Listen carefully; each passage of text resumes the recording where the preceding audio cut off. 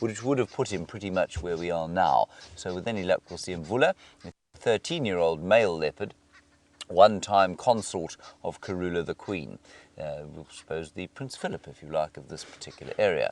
Now, on the other drive is Brent Smith. He's been we'll suppose the Prince Philip, if you like, of this particular area. Now, on the other drive is Brent Smith. He's being filmed by David. Unfortunately, they are changing a tyre right now, so you're stuck with me for the next little while. Please ask us your questions. #Safari.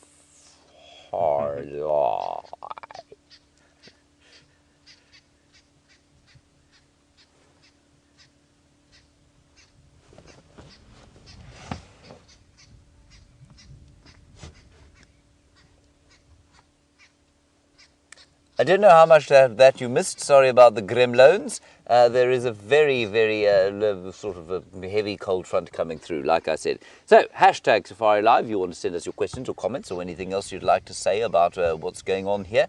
Or questions at wildearth.tv. Either will work just as well. For the longer stuff, the email, the Twitter is probably the most speedy way of getting hold of us. I know that there will be a few new viewers from the TV specials that we did over the Father's Day weekend. You're most welcome. It's a joy to have you with us, and please do send us your questions and comments. Especially, even if we're not seeing anything spectacular at the moment, send us your questions about Africa, travel to Africa, South Africa. I think there are a lot of misconceptions about this great continent and our country, and we can clear those up for you while we go along. Are you ready to explore, Viam? Yeah, well. Wonderful. Let's get going. On we go. Liam's tired of hearing me blithering away into the lens. Now, I said yesterday that I thought it might be a fairly chilly day today. And I said that because yesterday was so unusually warm for midwinter. And so this, I believe, is the solstice. Is it the solstice today or tomorrow? I think it's today. So this is our shortest day, our longest night, quite the opposite in the northern hemisphere, of course. And I think there's a bit of a front coming through. Here is the leopard track of Mrs. Karula and a cub, I think. If I find a decent track, I will show you what I mean. Just with this light, it's going to be difficult to see exactly what's going on. So there's not a lot of contrast in the light. So let's just drive gently along here, look in all the trees, look under all the bushes. They might be on the road in front of us, who knows. I'm just going to quickly give an update on the game drive radio. Lex, I've come down towards Treehouse Dam. Tracks of male leopard go down Philemon's Dip, and tracks of female leopard now on Savage's track to the east of Treehouse Dam. We're following up. Okay, so now for those of you who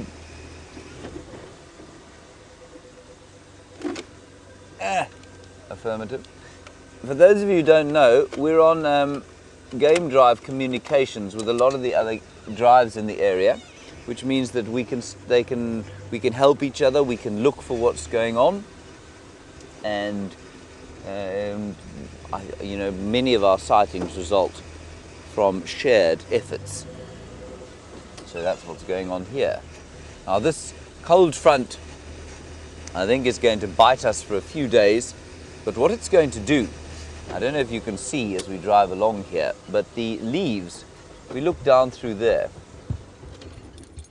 if you can just put your camera through there, you can see there they've turned yellow, and that's happened in the last week, you know. They've turned that yellow, and this wind that's blowing through here is going to blow them off the trees, and the landscape in the next week or so is going to change profoundly. I think those tracks headed off to the south, unless they're back now. Can't see them here. We'll just drive along gently. VM, can you see them that side? VM, not only a cameraman, an exceptional tracker. Mongoose. I don't think we're going to track the mongoose if it's all the same to you.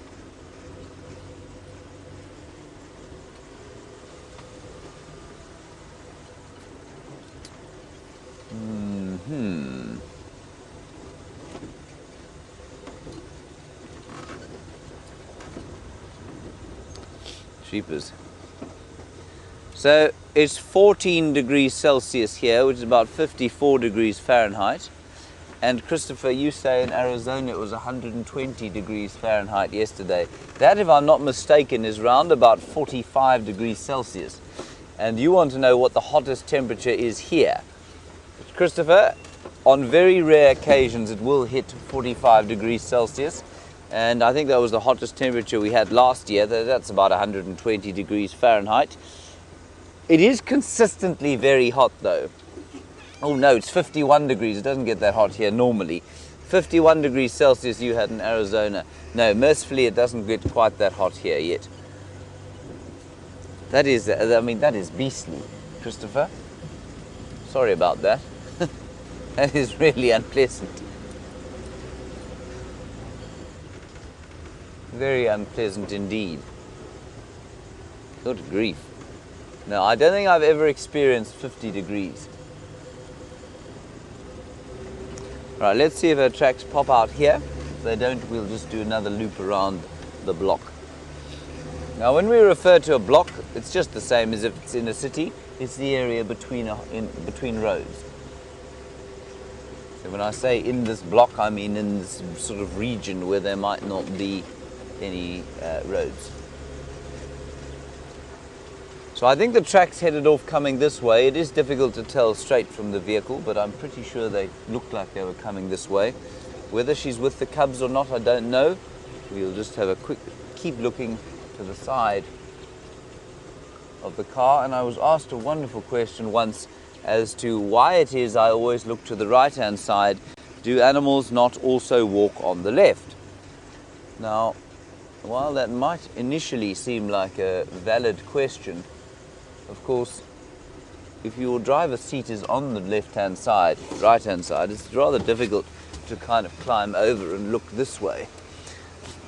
So we normally get VM to do that sort of thing, and I look on the right.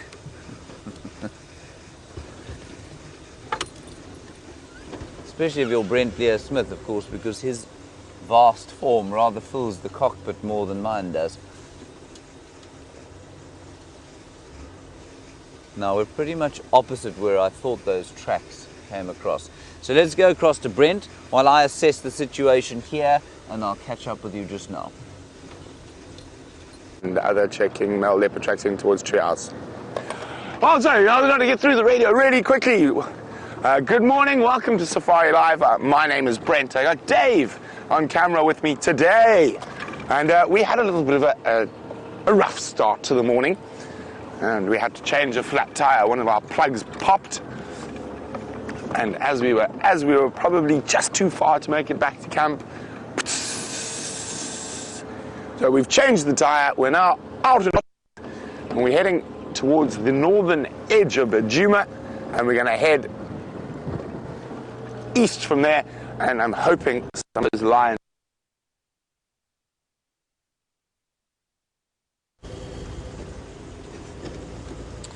Right, Brent having a bit of an easy morning today, no signal with him and Wendy, so bear with me, we'll keep our eyes out. I haven't found the tracks coming out again. We're pulling up again on Treehouse Dam, so we're going to go around the block, see what we can find there. Karula may have just been doing a little bit of a patrol. She may have left the cubs behind. I thought I maybe saw one cub track there, but I'm not sure. Might be very lucky. So this is where we were earlier, just before you came to us, here at Treehouse Dam. I always hope to find her lying somewhere close by next to one of the puddles there. Seldom works out like that.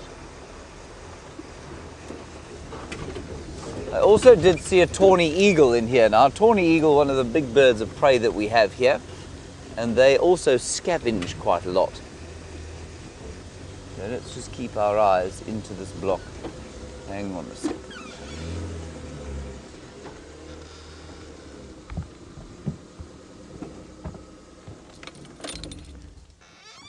I will be so deeply impressed with myself if this termite mound that looks like a leopard is in fact a leopard. rather than just a termite mound. Marjorie, you say Karula seems to be getting a little older and possibly beyond the breeding age. She is slightly beyond the breed, or not slightly beyond. She doesn't have many years left of breeding. At 12 years old, she's probably pretty much, if these cubs survive to adulthood, by the time she mates again, she'll be 14. She might have another litter, but that would probably be the last one. VM, did you see what I was looking at? Yes, that little clump of sand on the termite mound. Yes, the clump of sand on the termite mound that I thought was Mvula's head, staring wistfully off to the east, thinking of the days when he was a younger man. Unfortunately, not. No. Okay, on we go. I got that stab through my belly, thinking, yes. And then, utter dejection. Utter bereavement. Now, as it gets to winter, what starts to happen is that I showed you how the vegetation becomes yellow and gold, and so animals find it that much easier to hide in this sort of vegetation. Their camouflage is much better for this time of the year. And in summertime, of course, when everything's green, the colors of many of the animals to our eyes stand out, but it's obviously much easier for them to hide behind bushes. So it's a really different kind of technique to looking for things at this time of the year.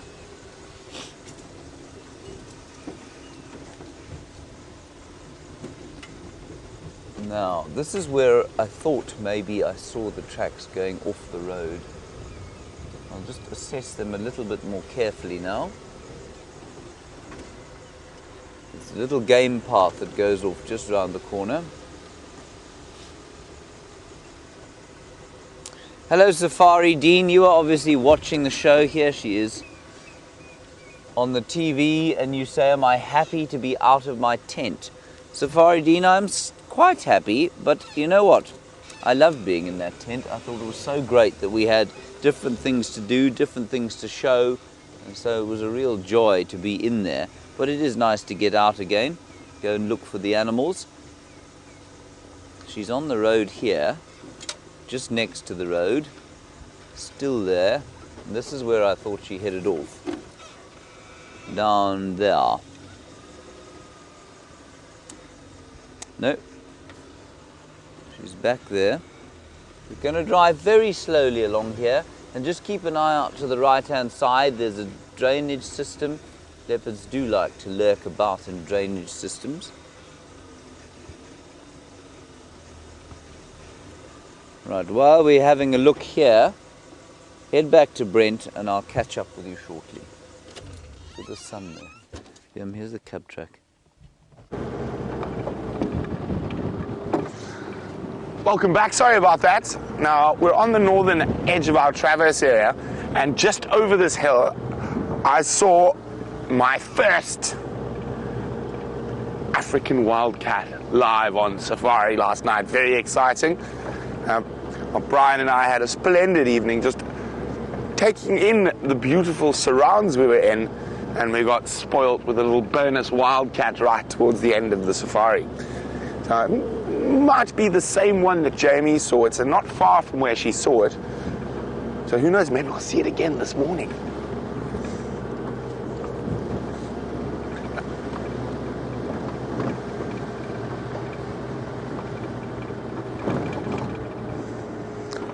A big Safari Live welcome to Howard the Dak, who is a brand new viewer. Lovely to have you, Howard. Howard, I'm just going to quickly try to show you guys the sunrise before I get to your question. Oh, how's that, Dave? There we go. Now, there is quite a lot of cloud around, but there is a burning bright orb between the clouds at the moment. Look at that. I'm hoping that burning orb burns off the cloud because I don't like being cold. But Howard was wondering, where are we? Are we in Australia? We are not, Howard. We are on the southern tip of Africa. We're in the country South Africa. More specifically, we're in the province of Mpumalanga. Mpumalanga in Zulu means basically where the sun comes out, so we're in the eastern part of South Africa, or northeastern actually, and we're on the western edge of an 8.5 million acre 8.5 million acre wilderness area called the Greater Limpopo Transfrontier Park. We are in the Sabi Sands Game Reserve, more specifically on Djuma Private Game Reserve, and it is a beautiful part of the world. Filled with Africa's big hairies and scaries, as well as the other species, so lion, leopard, elephant, buffalo, and all the other, I think, animals that are here. Now, of course, a lot of our time is spent looking for leopards and lions and cheetahs and things. And Howard, if you stay tuned, we might be seeing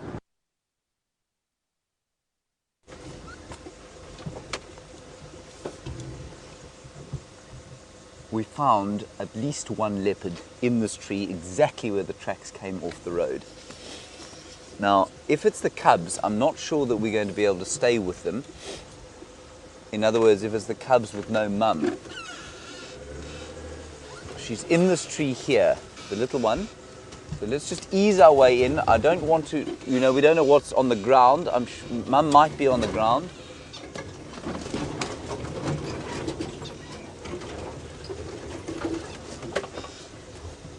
The radio is going to go crazy, so just bear with me. Go ahead. There.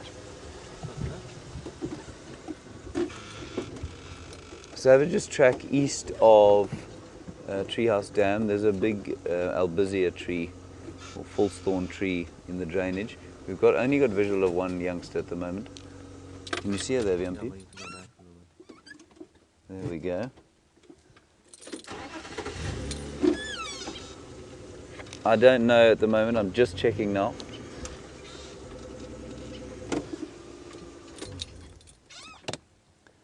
Tax, what's the rule on it? To confirm we leave if the mother's not here? That's the male, that's George, everybody.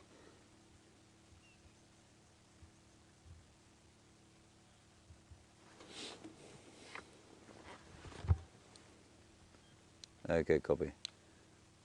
Right, everybody, there's George. I don't know where his sister is. Let's have a look around. Oh, this is just wonderful. I don't think that the sister can be far away. I think she's probably lurking in the bushes here somewhere. I don't know where Mum is. She may or may not be around here. We just keep looking with my binos. What we'll do, we're just going to assess the situation here. And Taxon, who is the senior guide of the area, has made a very good suggestion. He said, look, if they are not running around and nervous, then probably just stick around. So I think that's what we'll do, because George has just fallen asleep. Well, just about. I can't see any kill. And all I spotted, everyone, was that tail hanging down. You can just see the tail. That's what I spotted from the road, twitching there. And so I'm going to sit here for the next 2 or 3 minutes, and then we'll ease forward and just see if we can't catch sight of Mum or Charlotte. This is fantastic, isn't it great? Little 4-month-old leopard, that's the male. The reason I know that is from his blue eyes. You can see there he doesn't have those deep red-brown eyes that his sister has.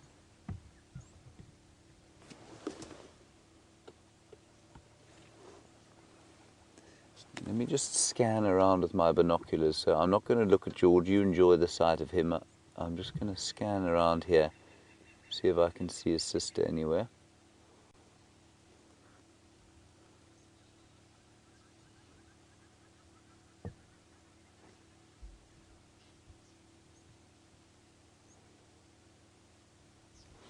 I can't see anything further at this stage. BMP? Nothing, hey?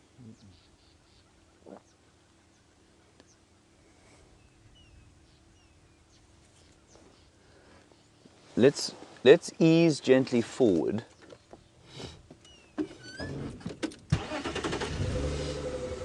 He is the slightly more nervous of the two cubs.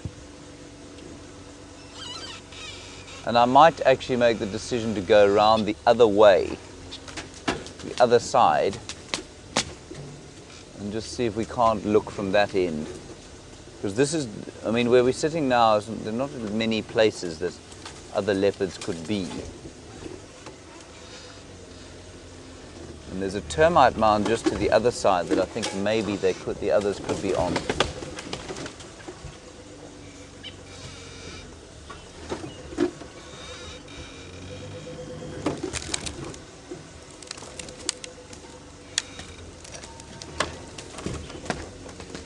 Hello Roger in Tampa, lovely to hear from you and thank you for your question. You say, at what age are these cubs able to climb trees?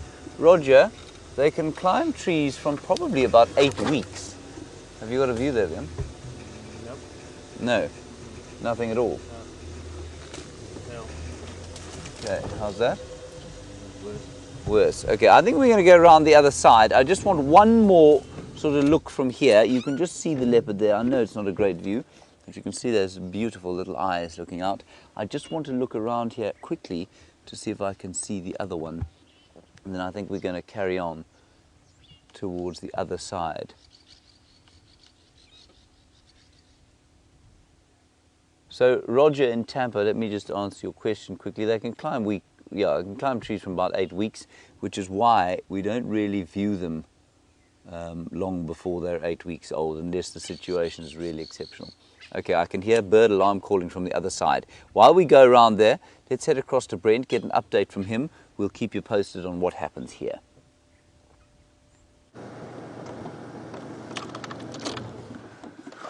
As I said, you never know what's around the next corner. Isn't that incredible? James has found one of our dominant female leopard's cubs. Exciting! But while James is there, I've spotted some lion tracks, and they're coming straight down the road. We gotta hope that they stay on Juma. They might cross to the north. So I'm just gonna have a quick look back down the road and see where those tracks go. I'm really hoping they don't turn off here. We want them to turn that way. Now, there are human boundaries, but of course the animals don't know what those are, and they can go wherever they want. Oh dear. That's not good for us, I'm afraid. And we can see the tracks going off here. There's a nice track there. Very fresh track, so I think we've just missed these lions. But when I say fresh tracks, a couple of hours old. If we have a look, because there's a very relaxed zebra through there.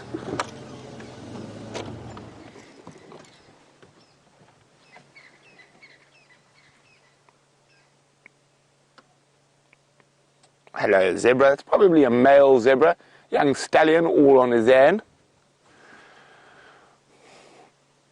Hasn't become big enough and strong enough to challenge for his own group of females yet. Watch out, there are lions around, mister. Now, there's definitely a male track here and a female track, but there's by no means there are no lions left on Juma. There could easily be some more across the way. So we're going to keep checking, and I'm just going to call those tracks in. I know Abel's looking for them. Abel.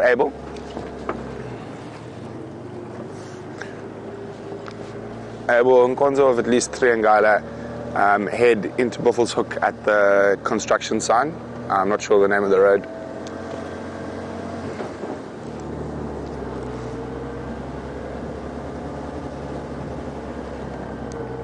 Copy. Okay. Hi, Donna. Donna wants to know if we've seen the Birmingham boys recently, and how did they get that strange name? And I'm trying to remember when the last time I saw the Birmingham boys was. Probably a week or so ago. Now, those who are wondering, what is a Birmingham? What is a Birmingham boy? It is our dominant coalition of male lions. There were originally 5 of them. Oh, now there, just to confuse me, the lion track's coming back. But it looks like a single lioness, no, a single male and a lioness. So, wonder what's happening. Let's have a closer look here. Where are the other tracks that were coming down? They look nice and fresh, so it looks like the lions might have done us a favor and turned around and come back. Oh, those are very nice tracks. Yay. Sorry, so I was talking about the Birmingham boys. So there were 5 originally. 1, we think, died because of an injury from a buffalo. And the other 4 are still very fit and healthy. Now, why are they called the Birmingham boys? So, and there's another set of lion tracks crossing in. Okay, we're on this. We're on this. Donna, I will finish about the Birmingham boys in a second. There's now Nkonzo coming back southeast into that block between Hippo Pools and Cheetah Cutline. I'm going to check Cheetah Cutline, make sure they didn't go east. Now, those are really nice fresh tracks. So, now, this area, when it was originally cut up during colonial times and farms were formed, and I don't think the cartographers had too much imagination at the moment. And what they did is a lot of the farms in this area were named after places that were well known. So there's a farm in the Timbavati that's called Birmingham. And those 5 male lions were originally born on Birmingham and then migrated about 40, 50 kilometers from where they were born to where they set up territory in this area. So that's why they're called the Birmingham boys. We are on Juma, which his original name is Gowrie. So now we're going to search for lions, but James has got 2 cats in the bag, and that's better than 1 in the bush. So let's go have a look.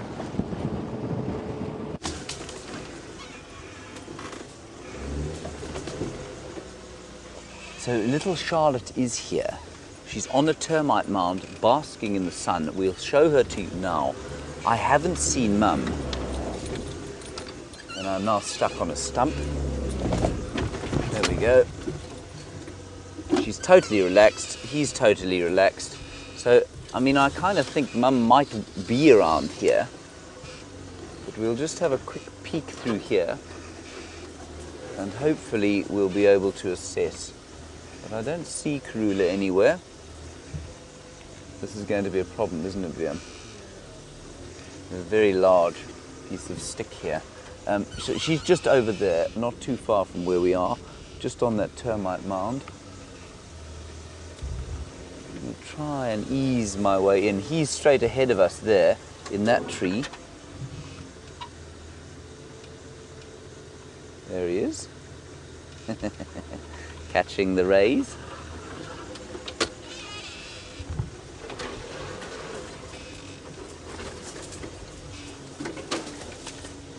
Yeah, I don't see Mrs. anywhere. She may well be off hunting. But that said, I haven't seen her tracks going anywhere else, so I don't know. Maybe she sent them both to the naughty corner.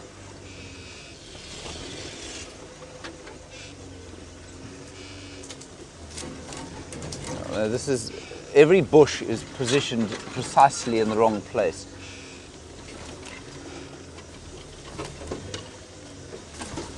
If I can get through here though, we'll get them both.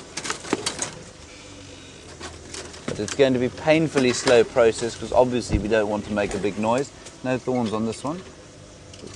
Looks like there might be thorns, but there aren't. That's why it's called a false thorn.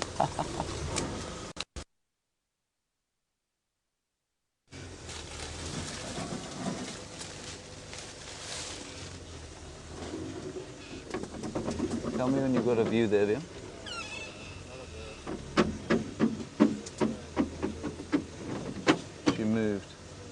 think she's gone down the back. Yeah, everyone, I don't know that we're going to spend much time here. I don't think the mum is here. And that means that we're not, you know, if they are moving, if they're looking even vaguely nervous, we're going to leave them. So I think little Charlotte has moved down off the termite mound there. We'll just have a look the other side of the termite mound, quickly. What's that in front? Oh, Franklin's. We have to keep our distance, so we really can't go close until we know that Mum's here. And every strychnos bush in the Lowveld seems to have a cousin over here.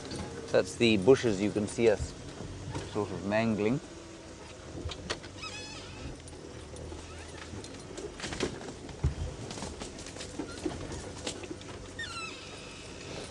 And Dina, nice one from you. You want to know if the cubs would catch small prey on their own yet.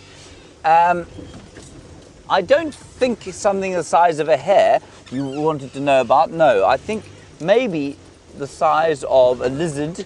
I mean, they'd catch a lizard or something like that. Maybe a gerbil if they were very lucky, or a bird. I think they would probably catch a bird now, but I don't think they're coordinated enough or skillful enough yet to be able to take, or fast enough to be able to take a hare. A hare is quick and very wily. Right, so now we can make a bit of noise because we're a decent distance away, so we're not going to give anyone a fright. And we'll just go back around on the road. It always is just a little difficult here to tell what's going on. I'm just going to give Lex an indication quickly. He's just over there. Lex, come in.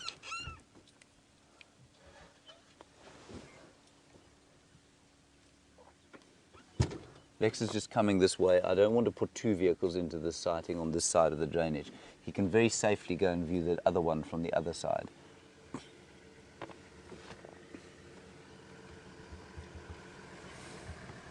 Good morning. Lex, we've had a view of the cub, with both of them. We've got the female here. I don't know if the male's here, and she's not in a tree, so I wouldn't go in here. But you can see him from the other road there, parallel here. There's a. Did you have a look? Okay, go along there, and you'll see him. Yeah, and you'll see him sitting in the top of an albizia tree, directly opposite where we are now. Yeah. Okay. I'll just. That's Savage's track, yeah. I'm just going to have a quick look to see if the mother's here. Cool. Well, that's Lex, everybody. He's driving out of Vuyatela, and he is an expert guide, been guiding for more than 30 years. Now, Deborah, you want to know at what age I'd be comfortable to stay with the tracks, with the cubs without their mother. It's not so much an age as a comfort thing, Deborah. So, I mean, I'd be happy to stay with them now if they were both sitting in the tree like that. But with Charlotte down on the ground like this, she definitely moved because we probably made a bit too much noise. So I wouldn't hang around with her on her own. We might go around and sit with the male, but it's only once they become relaxed. That could be anything from now to sort of 6 months. But normally it's actually, 6 months before you'll view these cats on their own without their mother. That was the termite mound that she was sitting on, just behind us. I don't see her there anymore. And so we could go driving in close by. I'm not going to. I'm going to give her a bit of a wide berth and just go round. I've just got a feeling that mother isn't here. And because of that, we're going to be very reticent to spend too much time around here. Don't want to give her a fright, because to regain her trust will be no easy feat.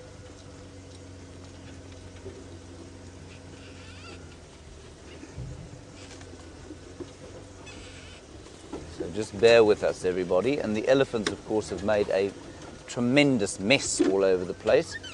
So it's not easy to find your way amongst all the pushed over trees without making too much of a noise.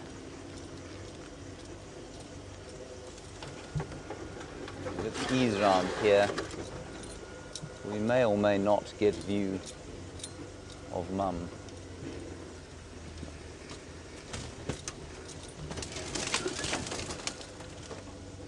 Let's just look closely at the top of that termite mound there.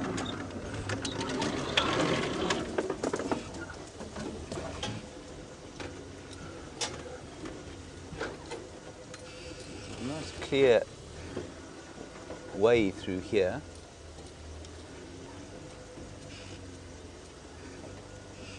George is still in the tree there. I'm just going to show you a silhouette. You can just see a silhouette there. There it is on the right-hand side. Yeah, there he is. Hello, Georgie boy. And I can see Charlotte. So let me move forward and then we'll have both in view. VMP, if you just put your camera straight into the middle of the bush there underneath, you'll see her. Ba-boom. There she is, everyone. You see her? And look at the difference in her eyes. Just going to guide Lex in there. Yeah, Lex, that albizia opposite where you are now.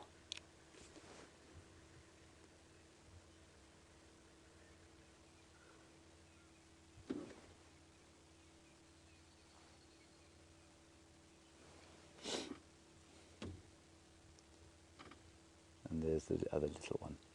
So I don't think Mum's here, I'm afraid. You'd imagine we'd be able to see Mother given her size compared with them. You can see how much browner her eyes are. We are sitting, everybody, at least 300, well, we're probably about 70 meters from her, so I mean we're almost 300 feet from her. We're at the end of the super zoom lens, so I'm not worried about being where we are now.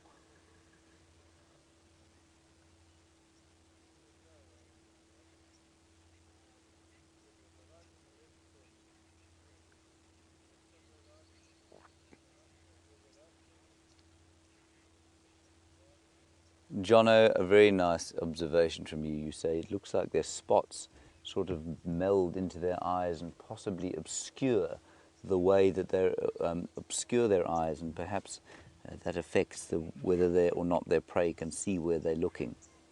And that is exactly, I think, the case. I'm just going to quickly scan the bushes around here and make sure that Karula isn't lying around. But if she isn't, we're going to head off after a few more minutes, just because we don't want to be insensitive to the situation.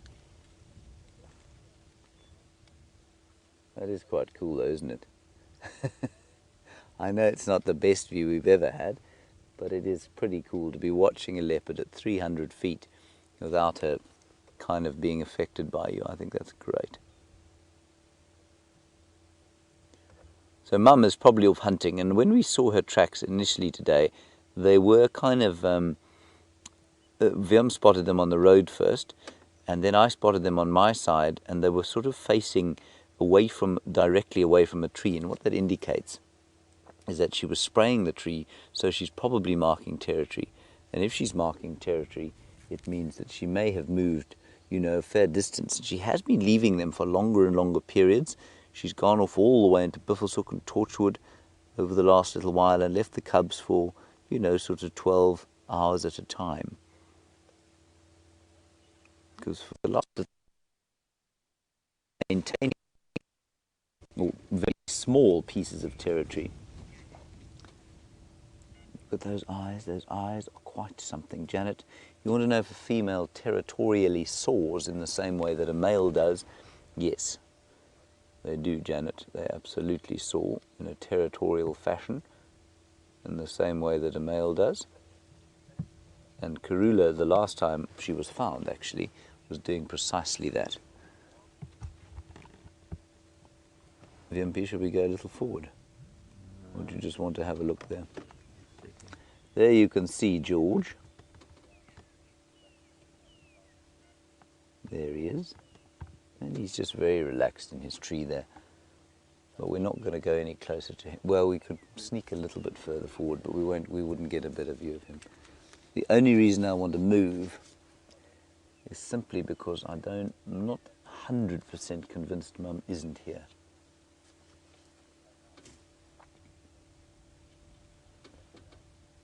Ah, well, that's a satisfying start, really, isn't it, Wim?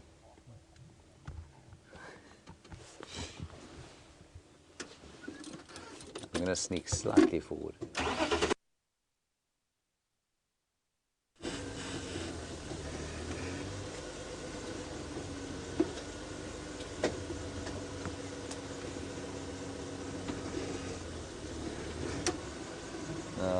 Wim, just tell me when you've got. You should have a view now.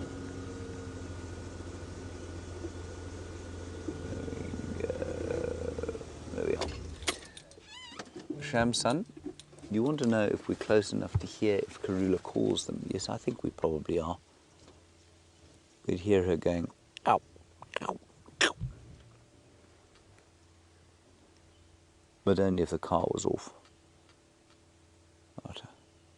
I'm scanning the bushes for some deep white fur or some other spots sticking out. But I can't see anything. Down in the drainage, she could easily be sitting in a tree just above our heads.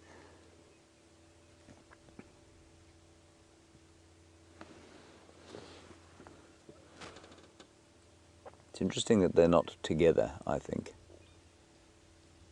the two cubs. That they've chosen to be separate at the moment, and it, you know, I think it's difficult for people to understand, especially if we've had a house cat, how independent leopards are, and how soon that independence and need for solitude begins to manifest. So these leopards are 4.5 months old, and already they're starting to show signs of, not independence, but certainly the need for solitude. They will play a lot together over the coming months, but they're already starting to spend some lone time.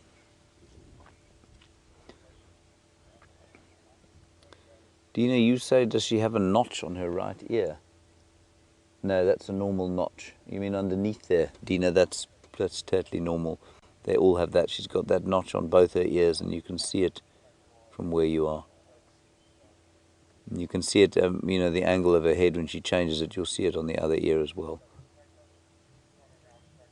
Her ears are pristine.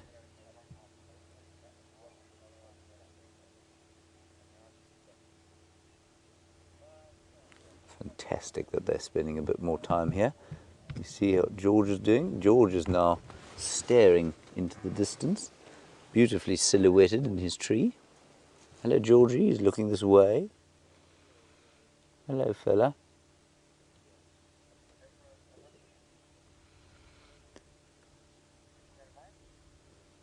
I think he's looking that way because someone on Lex's vehicle is blowing their nose quite strongly.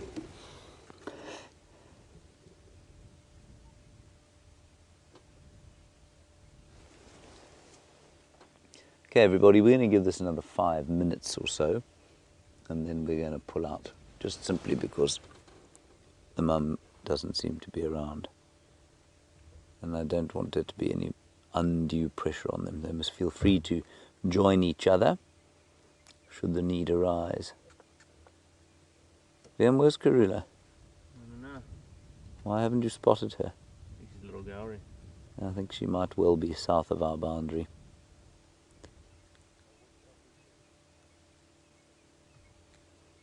And this will not be a restful time for them, you know. I mean, I know Georgie's having a little snooze in the top of the tree there, but they have to keep their eyes open. Oh, he's coming down.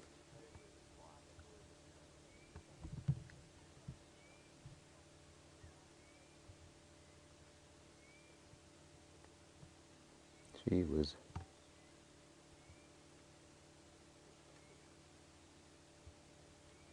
Right, everyone, before he hits the ground, I'm going to make the call that we get out of here. I don't want to block him from his sister. I don't want him to be nervous on the ground. So we're going to move. And we're certainly not blocking him from his sister, but I don't want to sort of start up once they're settled without their mum. Unless that's their mother I've just seen. Hang on.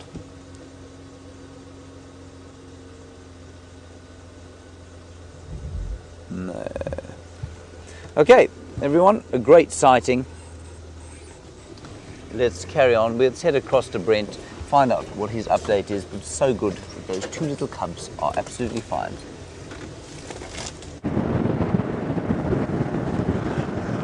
I went for a walk on those lion tracks and they jigged and they jagged, and unfortunately they went north. So we're going to now start heading a bit further south and maybe head about down to the west. I've got an update from Cheetah Plains, not much happening that side, so maybe we'll go see what's happening on Arathusa.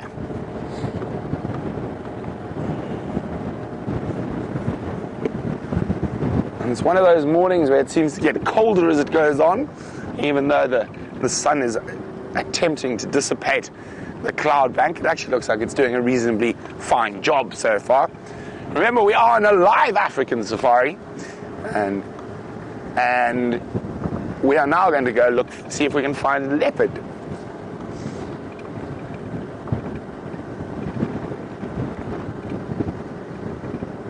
Okay, so mom must be around somewhere if the cubs are there. So we're going to check, and there were male leopard tracks. Of course, unless we find some more lion tracks to follow. I was feeling like lions today, I really was. Unfortunately, they weren't feeling like us.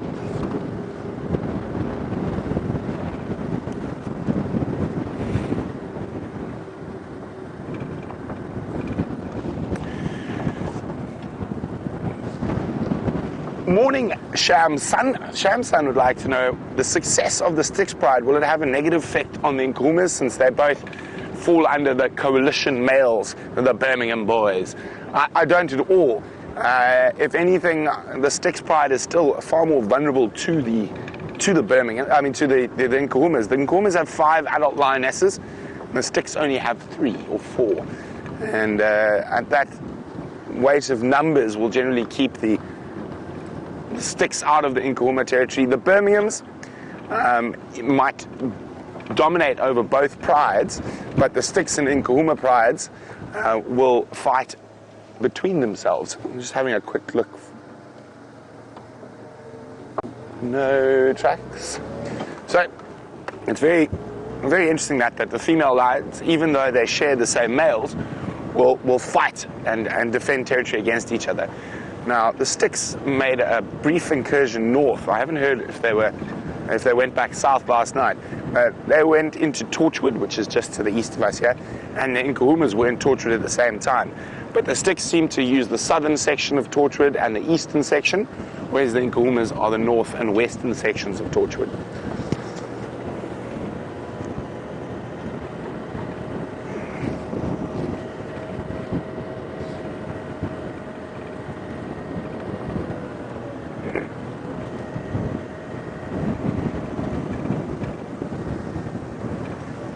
Oh, there we go. Sounds like they found the tracks of the Styx Pride well to the east, near the Kruger Park boundary.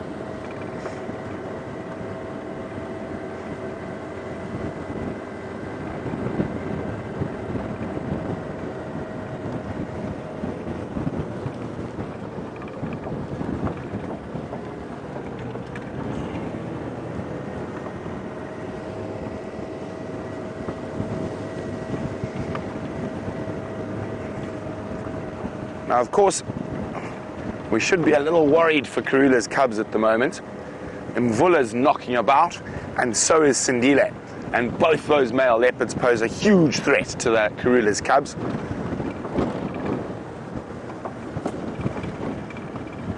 Now, 70% of all recorded leopard cub mortalities are done by male leopards. Specifically male leopards like Sindile and like Mvula. One is a dispersal male. He's now got to go find his own little spot. And the other is an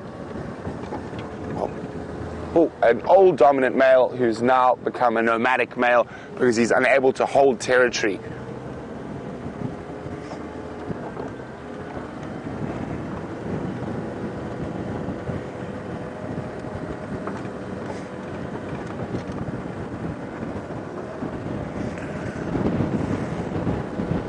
Hi, Lael in Washington.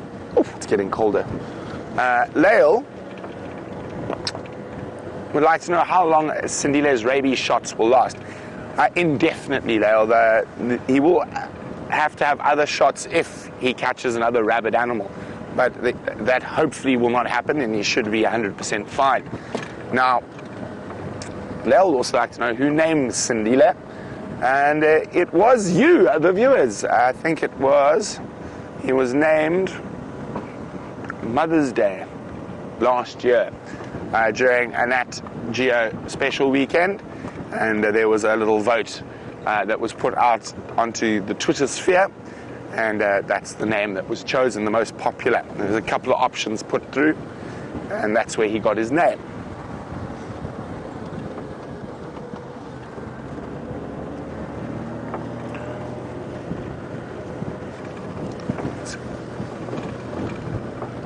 So far, very quiet on the track front for us.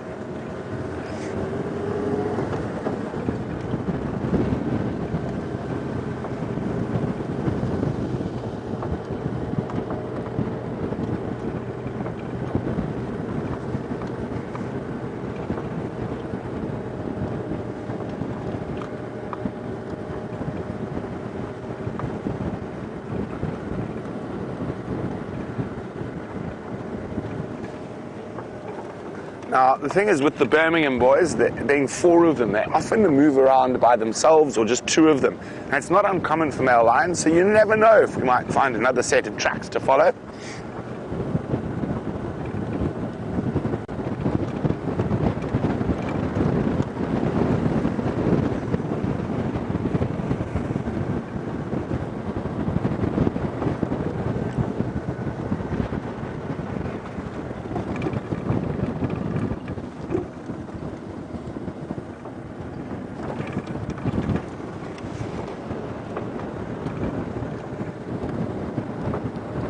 So we're about to hit the southeastern corner, and I think I'm going to head west from here.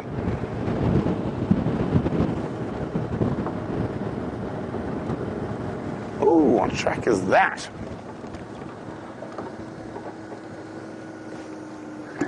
Hyena, hyena.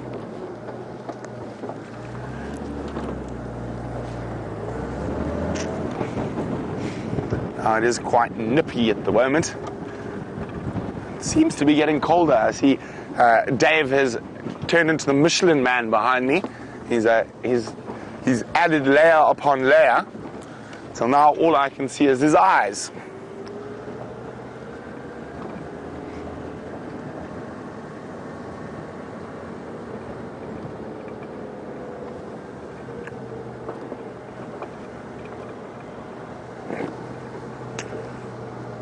Good morning, James B. James is wondering, when it's cold like this, do the animals find a place to keep warm, or do they like the cold? A lot of species aren't so fond of the cold, they're less fond of the wind. And what will happen is you'll find animals like buffalo, waterbuck, kudu, etc. will normally move to the top of a hill where it's slightly warmer, because of course warm air rises. Now, the predators, on the other hand, they quite like the cold. They have quite a tough time of it in the summer because they struggle to get rid of their body temperature, and so they pant.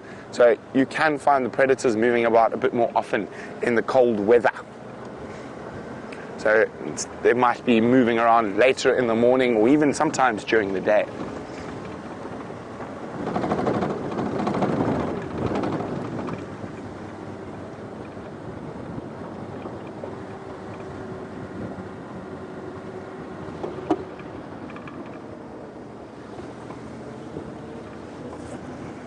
Now we're about to head towards the little Mwati River. Now that runs through the heart of Djuma. A beautiful little dry river system. Now most of our river systems here are dry for most of the year, and they only flow for very short periods at a time. We are quite an arid climate. On average we get about 350 milliliters of rain a year. This year we haven't even had half that, and we are in the grips of a drought. Although there is some speculation that come November or even September, the opposite of El Nino, I think it's called La Nina, is coming. So there's quite a lot of debate about whether we're going to have floods or we're going to have drought for a second year.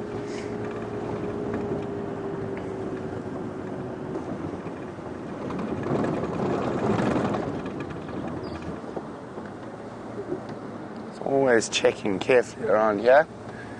Quite a popular spot for leopards on the edge of these river systems.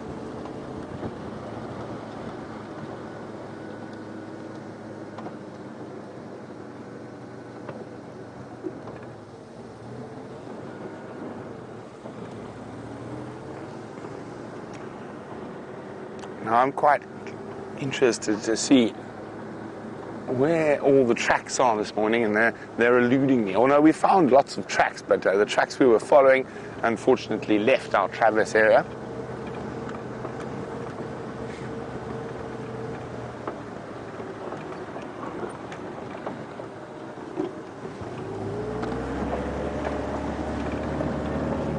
Sounds like they found one of the Birmingham boys to the north. I'm pretty sure it's those tracks we were following.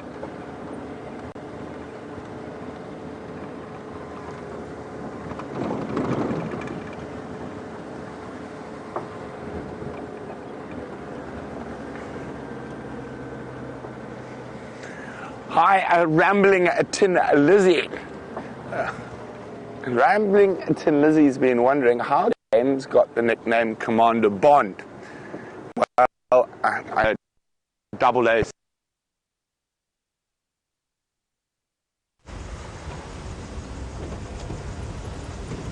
Hello everybody. We came down onto the southern boundary here to see if we could find some tracks of Mrs. Leopard. We did find some going across this way, round about exactly where we are now, but as Viam pointed out, they don't go all the way across the road, which either means there's been a tremendous amount of activity on this road since she walked across, or that they're not very fresh. So we're going to continue down here. My lapel looks like it's off. Lost it, hang on. Sorry everybody, just fix the sound. Yes, I muted it by mistake. There we go. It's unmuted now. Now you will hear my voice in glorious high definition. High fidelity. Sorry, yes, Viam, high fidelity, not high definition. You get away with nothing on this car, I tell you what. Oh, there's Brent Smith. He will check for tracks on this part of the road. Let me continue along here.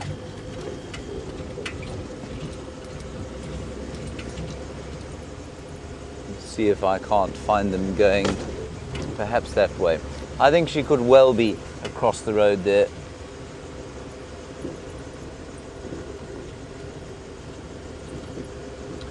Hunting, which is distressing because it means that she will hunt something there, kill it, and then take the cubbies away. Which is not nice of her.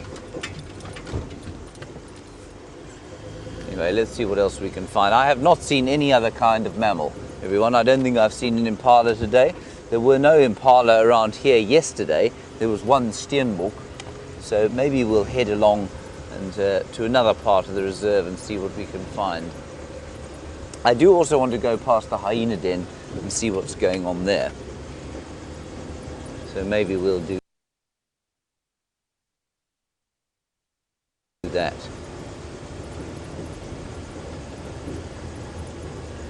Sun has come out. It's not exactly a very shiny day, but every so often it's lovely. Now, Angie, you're in Wisconsin. You want to know about spotted hyena versus brown hyenas and their different calls that they make.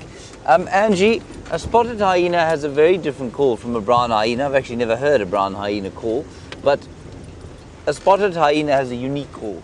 No other animal in the bush sounds like it, and it's because it lives socially. And so it has to have a whole suite of different calls to talk to, you know, other members of the clan in a way that a brown hyena does not.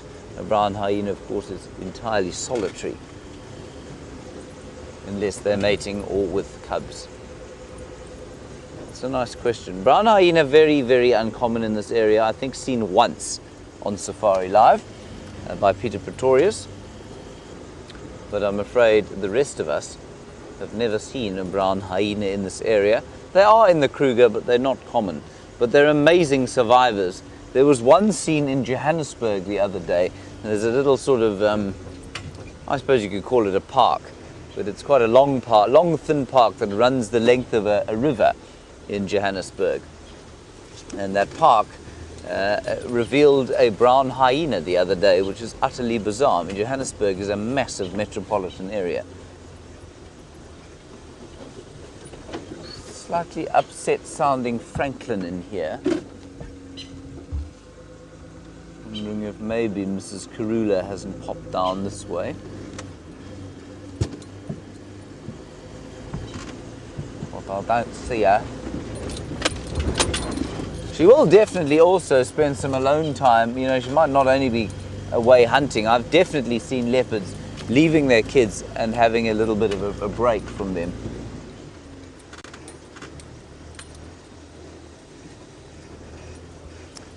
Let's just check down here.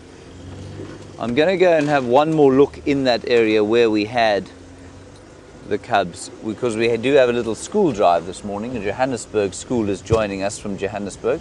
Obviously, they're in Johannesburg. And I'll go and have one more look over there during the school drive, and we'll see. Anyway, let's see what else we can find.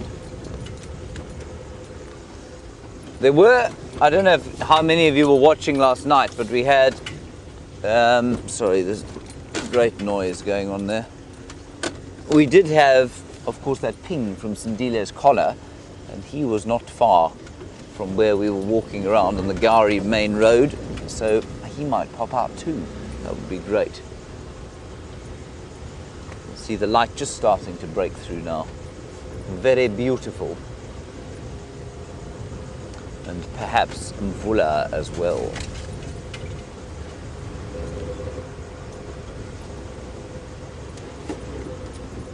Now the radio is totally quiet. Let's just stop down here. Let's see what we can see. No more tracks on the road. I just want to quickly show you, many of you will know this, but many of you will not, perhaps.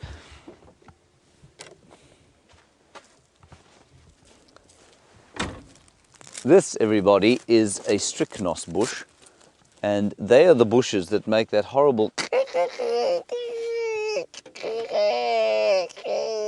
sound when we're driving through the blocks. And they're very distinctive for this sort of three-veined, or tri-venation, if you like, coming from the base of the leaf. And they have got strychnine in the seeds of the fruit, and that's why they're called strychnos. Now, look at this, Viam. Everywhere you look, if you get down to the micro level, there is some kind of animal. And just on the bottom of the leaf there, can you see it? Which leaf this? This one right here, it's very small. There's a caterpillar that is pupating. Tiny, tiny caterpillar. You see it?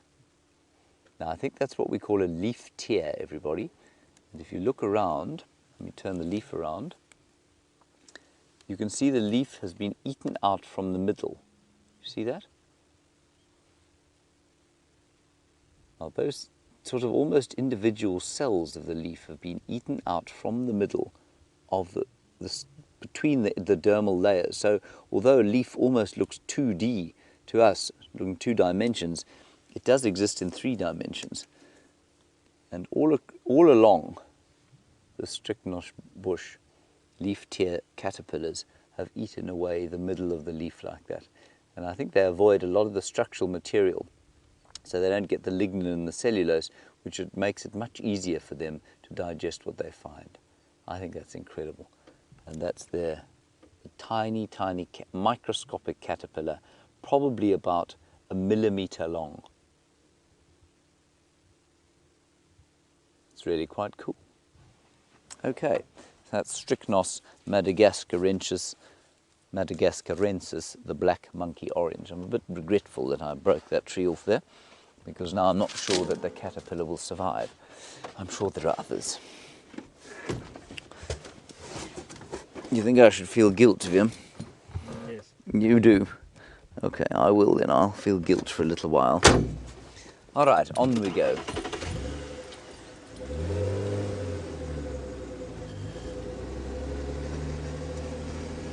So everywhere you look around here, there is some bit of life going on.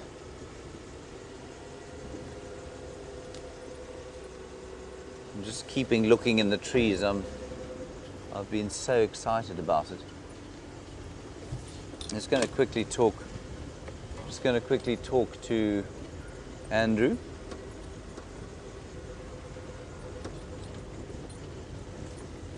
No, it's fine.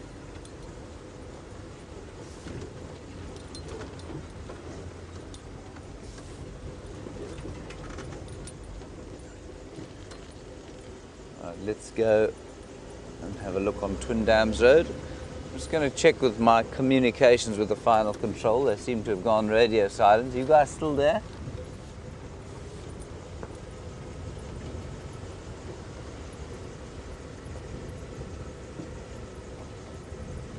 Now, Mvula's son in quarantine used to like to live in this bush here, in this beautiful tree.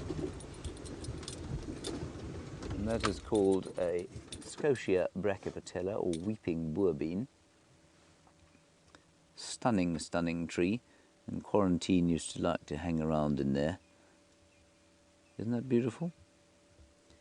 The bark of that tree, let me tell you this before we go to the school drive, apparently can be very effectively used to cure a hangover, which was important yesterday after our little party we had post our TV show. We had a little wrap party, and most of us were feeling a little bit fragile yesterday morning, and perhaps we should have come along to this tree. We're going to have a quick look at the actual Twin Dams and then turn on, come back this way and drive around.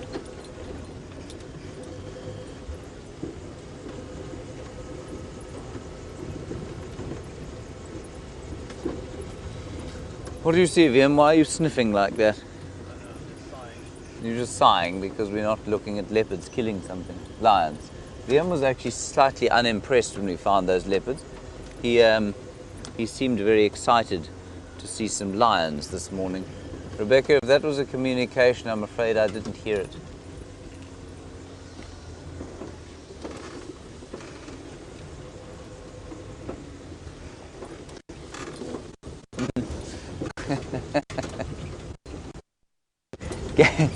Gary, you want to know if running over dung makes the vehicle smell. Gary, running over dung, it depends entirely on the dung. If you run over lion dung, it smells absolutely horrendous. If you run over elephant dung, it doesn't tend to make a difference at all. No, you can't really hear that or smell that. But lion dung definitely smells utterly horrendous. And if you run over lion dung, you can almost hear it. It's so powerful. So this is Twin Dams, which will hopefully fill up into a remarkable water source. There's an impala, Viam. You see it? Yes! Woo! On the dam wall. 2 of them, Viam. A great teeming herd. Let's keep our distance in case they run away, everyone. A young male impala.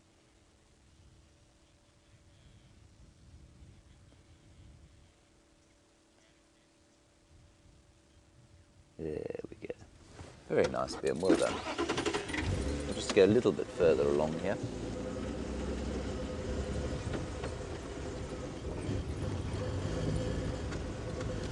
Keep looking into the trees with a draping tail. Oh, there's a hippopotamus lying down in the bush.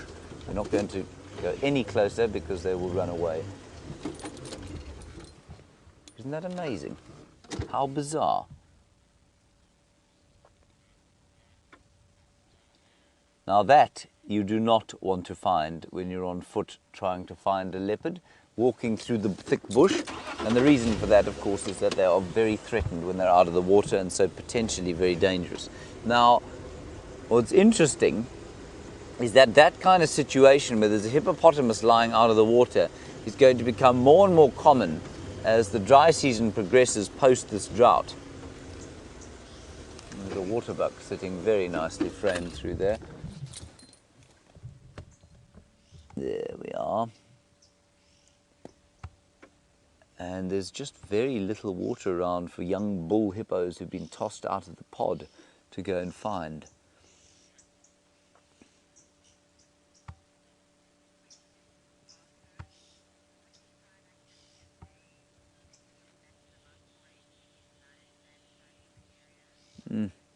Marco, we were talking about a little bit about rain and water, and you say, is there a possibility of landslide? No, there isn't. Very few opportunities for landslide. Landslide normally happens where you've got a bit of sort of clay on the top surface, and or clay on the surface layer of the soil, and very poor drainage. So eventually the soil and the slope combine to make, it gets too heavy when the water's flowing into it, and then it will fall off the slope. But here, there's not a huge amount of clay in the soil. There's also very little topography. You can see it's very gently undulating, and so there's no real slope for anything to fall off here. And so no landslides in this particular area, really not a problem. And indeed, in most of South Africa, landslides are not an issue. Let's go and have a look from the top of the dam wall here.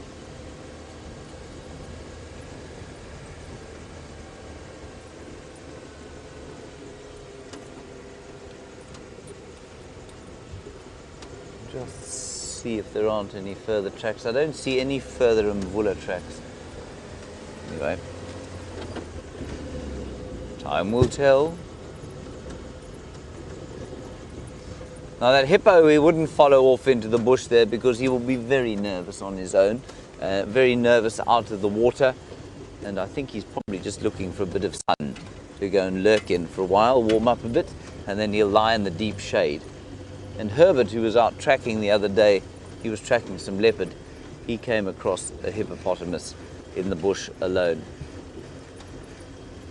And the hippo was quite close to him, but because he's very skilled in the bush, he managed to just stand up quickly and get away.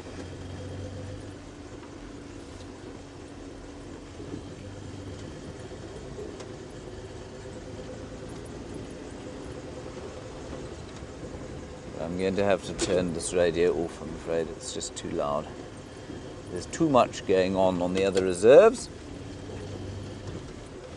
You're not missing out on anything. It's not like they've found anything. Everybody's just tracking and keeping updated with what's going on. A couple of lion tracks and that sort of thing.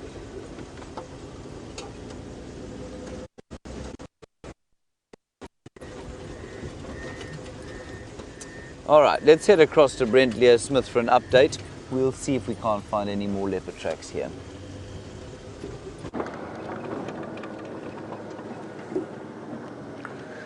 Hi guys, so unfortunately I found some gremlins a little earlier when I was busy answering about how James got the nickname Commander Bond.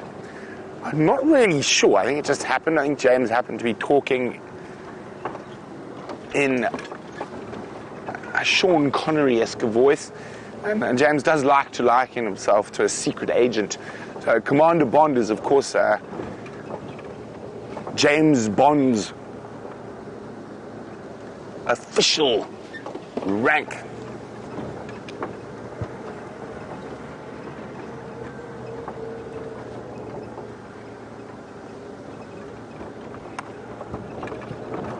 So I'm on my way to a surprise. So we've crossed onto Arathusa, and I've just got to be on the radio for a second.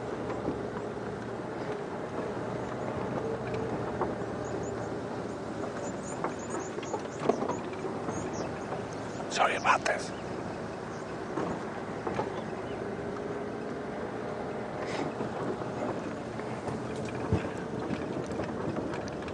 Sorry, Neil, confirm I can make my way straight in.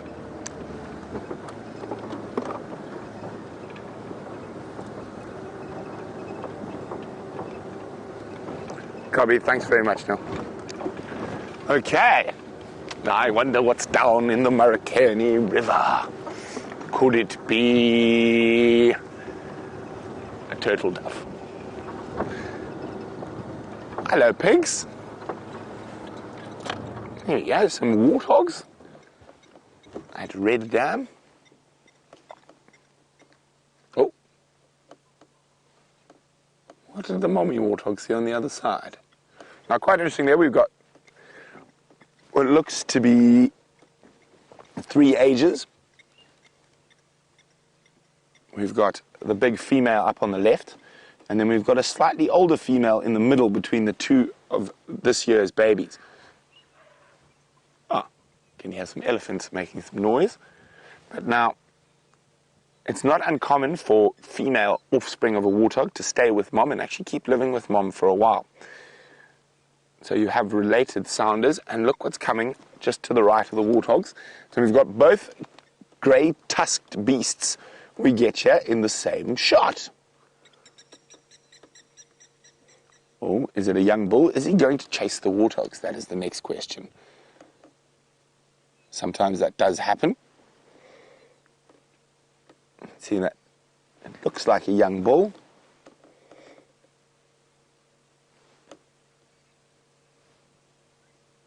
I wonder if he's going to pop down towards Red Dam for a drink. I can hear elephants all around us at the moment.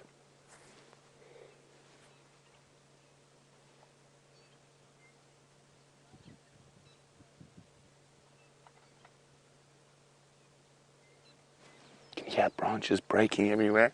I'm just going to sit here quietly and see what this elephant does. I'm hoping it comes down to the water that's just next to us.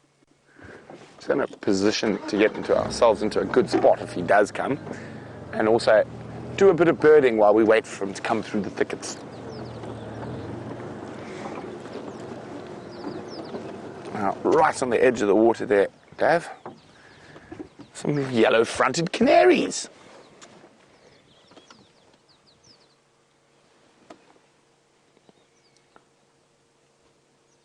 Oh, big little, well, a little big flock. Oh, and they all took off because the elephant shook his head. Well, not all of them, but most of them. So he's up on the dam wall now.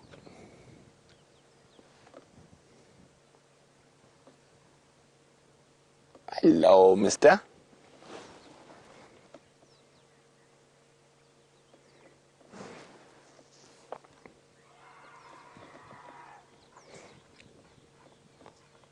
Now he's coming up to us, might come give us an inspection. Hello, mister. I think he's...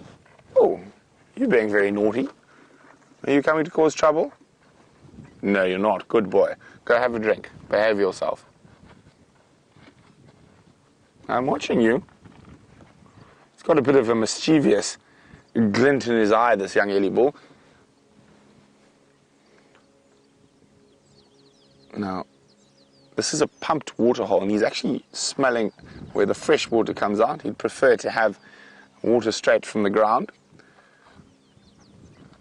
He's decided he's not thirsty unless it's crystal clear.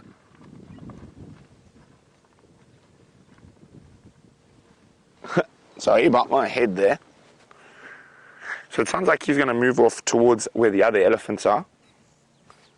But there is some more elephants still coming out of the bush opposite us.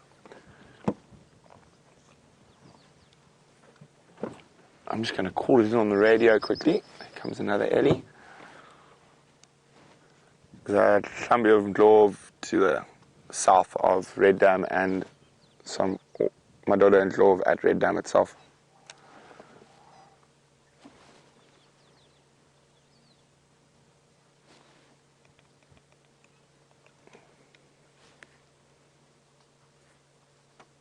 You can actually hear lots of elephants around. There's another young bull sniffing us from the other side. They do seem a bit agitated this morning. Oh, warthog, watch out. The warthog just ran. That's why his head's up. He chased the warthog. As soon as the warthog had one look at that, he was out of there. Now, you can see how I say he's not 100% happy. You can see his tail sticking out there. And I think there could be a big bull in the area that's giving these young bulls a hard time.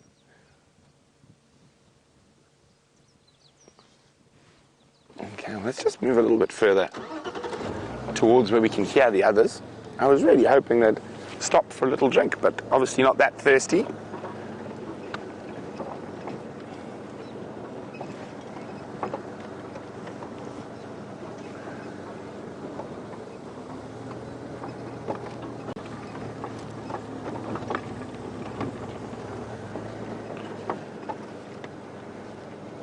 Ooh, we're on our way to the surprise.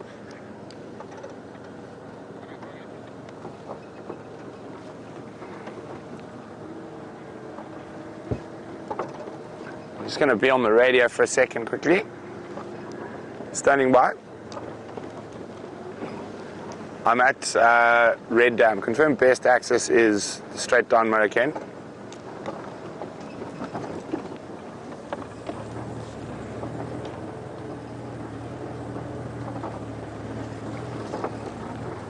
I affirm, yeah.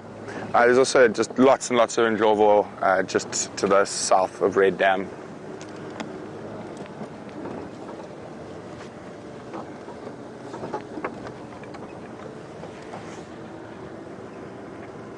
Copy, thanks very much. Okay, so we're on our way for a surprise. And we've already been spoilt with a sighting of Karula's little beauties. And we are on our way to something else feline, but we are having to pass lots of elephants while we do that. Hello, ellies. Let's calm down.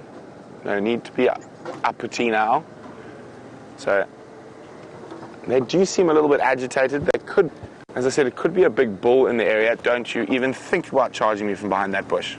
Yes, I saw you. I knew your plan before you did, mister. Another young bull. Don't be naughty. Yes, now what? We have a standoff.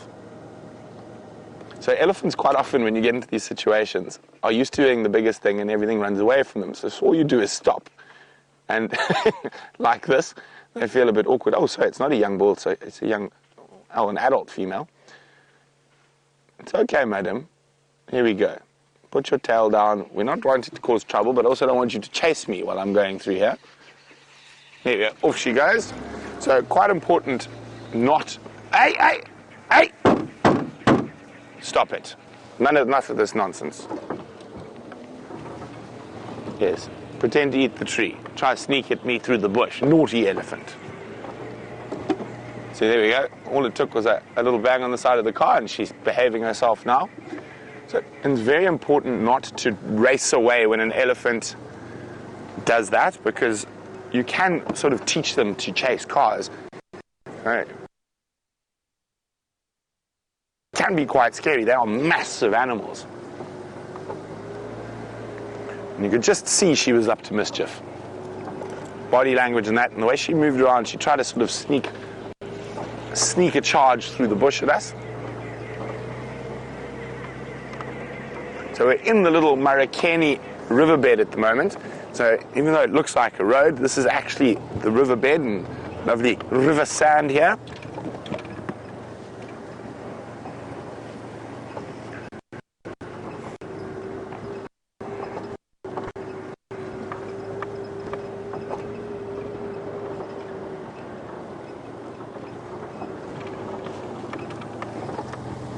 To make sure there's no elephants around the corner. No, not today.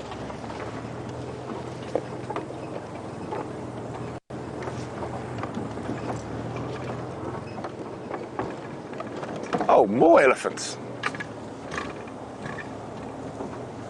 Hello. So again, we just want to make sure we don't upset them.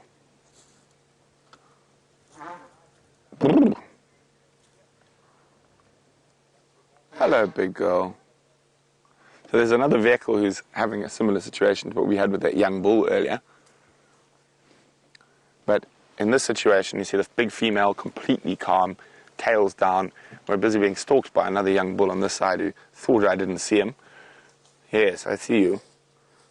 And we've got two little boys on either side of us. Now, who's going to shake his head at us first is the question. I got a feeling it's going to be him.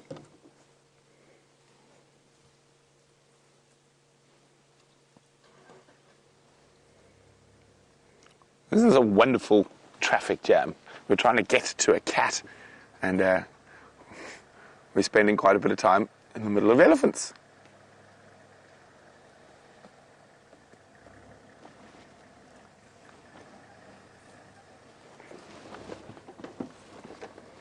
Yeah, we're going to try and make some space here now. We've got a traffic jam in the riverbed.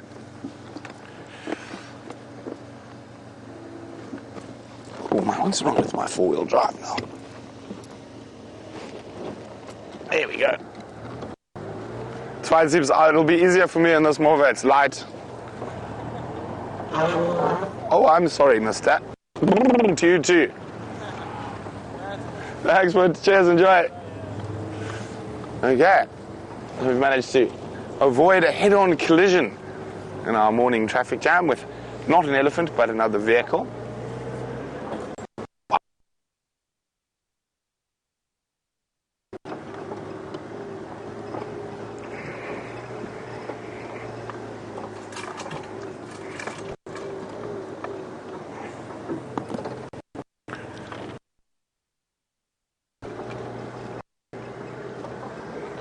Yeah, I'm at Buff Skull Crossing. Thank you very much. Now, normally when I try surprise, I give it away on the radio, but not this time. I've been too smart. But while we go look for a kitty cat, James has got another one of Africa's apex predators.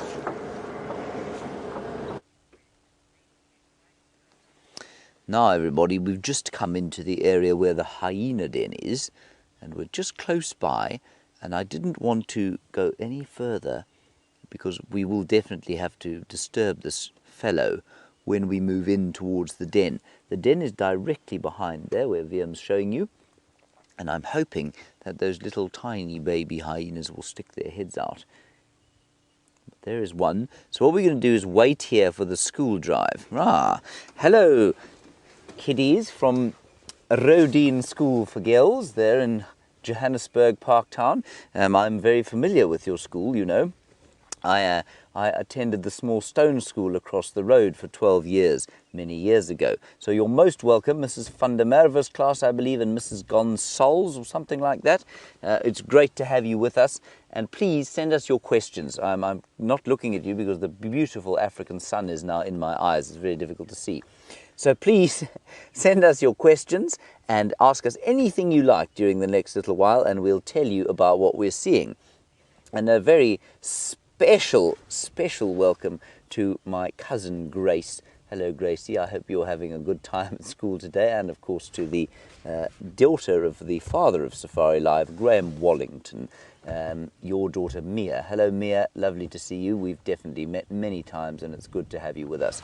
We're going to sneak forward now everybody. There's a hyena on the road like you saw, and we're going to go around the corner. There's a den site there. There's a little termite mound in which many hyenas have been living. We don't know if they're there now, so you're going to discover that with us. Let's go a little bit forward. This hyena is definitely going to move. And you'll see, we just don't want to give him too much of a fright, so we're going to move very, very slowly forward, and we'll go around the corner and see if the baby hyenas, there were some tiny babies, only this big, in that den site just a few days ago. So let's go and have a look. It's so good to be talking to kids from Johannesburg. You know, we do lots of talks for kids or game drives for kids in America, but it's really lovely to do it for some South Africans. This hyena hasn't moved at all. It's quite a chilly morning. I don't think he wants to move, but he doesn't have to move. This is interesting. So if we don't make too much noise, maybe he will stay. So don't make any noise where you're sitting now. Hold your breath as we go past. I'm actually just going to stop here for a little while because it's so nice to have a hyena so close by. Everyone, he's only about 1 meter from the vehicle. Oh, there are lots of hyenas now. Look in front of us there, just over there, walking through the bush, including a little one. Now that's not the very little one, but it is one of the little ones that we see here quite regularly. That's really nice to see. And this one is still right here. Good morning. Looks like a young male. And it's very difficult to tell which one's a male and female with hyenas because the females are bigger than the males. Isn't that special? I don't know how many of you have gone to the Kruger National Park before. I'm sure many of you have travelled with your family to the Kruger. And we are in the middle of the Kruger National Park. Isn't that nice? There we go. Just walking behind the car. My name is James, by the way. I'm sure Gracie would have told you that. And on camera today we have Viam. And on the other vehicle, a very giraffe-like man called Brent Leo Smith, and he's searching for cats not too far from where we are now. Let's head across to him. I think he may have found a cat.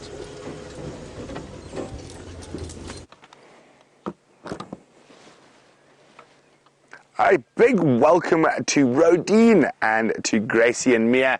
Of course, we are sitting here in a little riverbed and we've got a big surprise for you. So, are you ready, Dave? Now, oh, quickly, he looks like he's on the move. Not really. He's got a full belly. He's got a warthog in the tree. But look at this. It's a big male leopard. Now, it's always amazes me how they like that. And I don't think he's going to last too long sleeping on his arm like that. There we go. So this is a big male leopard. His name is Mvula.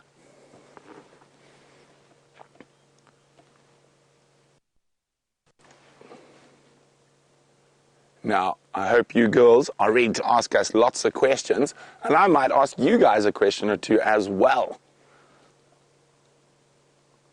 And he's trying to get comfortable. Oh, isn't that beautiful?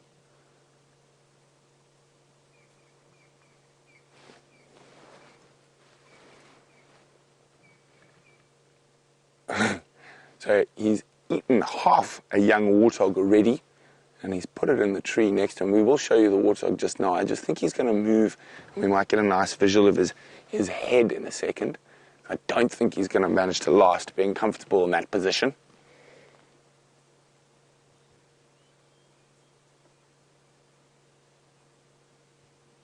But they always astound us. No, he's just moving too much.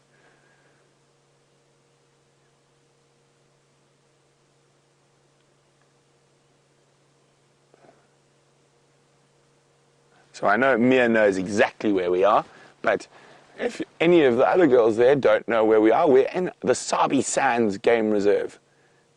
And it's famous for these cats. It's probably one of the best places in the world to see leopard.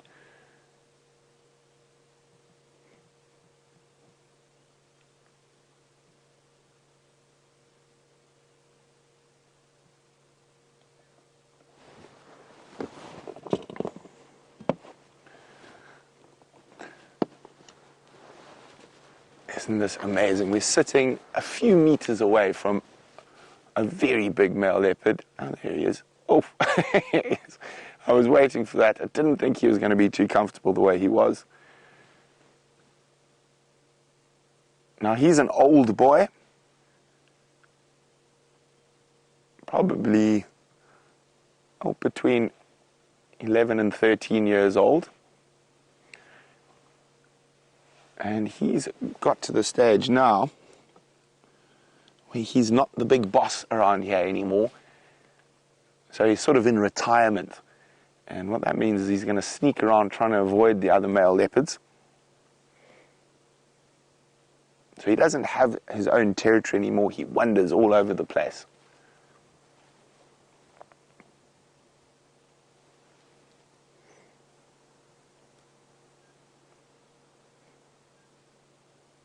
That is absolutely exquisite. Now, while he snoozes, just down the tree from him, to the left, is his dinner. Our leopards are quite clever because they manage to keep their dinner for a while. So they put it up in the tree to keep it away from lions and hyenas. And there we go, you can see it's a young warthog.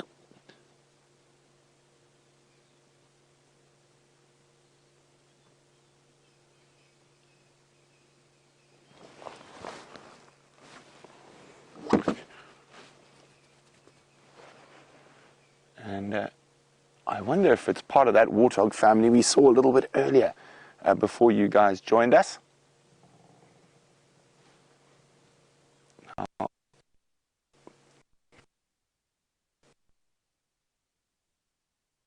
Seldom catch warthogs. It's male leopards that normally do that. Now, I know you guys are studying habitat at the moment, and we're sitting in ideal leopard habitat. So we're on the edge of a little dry river system where there are lots of big, beautiful evergreen trees like this leopard is lying in. This tree is actually called a scotia, or a weeping boerbean. And I'm going to ask Dave to come out wide, and we're going to show you the habitat. And this is a very, very common spot to find leopards, is on the edge of these little rivers. So you can see through that gap there, that's where the river bed is, and we're in the riverine thickets that occur on the edge. So it's a thick area, generally with nice big trees, and you can see there's a little Tamboti Grove over there. And not only, I've spotted something else, this is not only good leopard habitat, but it's good for lots of other animals. And I think this warthog actually lived in that big termite mound that Dave was just showing you. So we zoom in a little bit to the right there, Dave. There we go. You can see behind that fallen stick is an old hole that was probably dug by an aardvark. Now, warthogs take over these, and that's where they live. So I think this poor warthog probably got caught on his way home last night and happened to find a leopard waiting.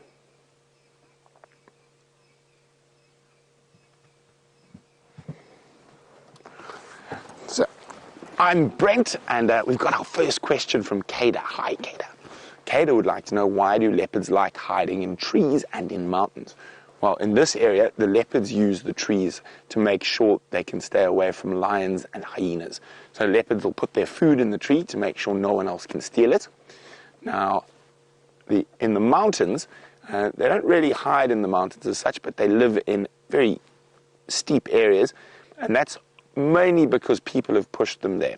So leopards would have preferred to be outside of the high mountains originally, but now with all the farmers and everything there, farmers don't like leopards.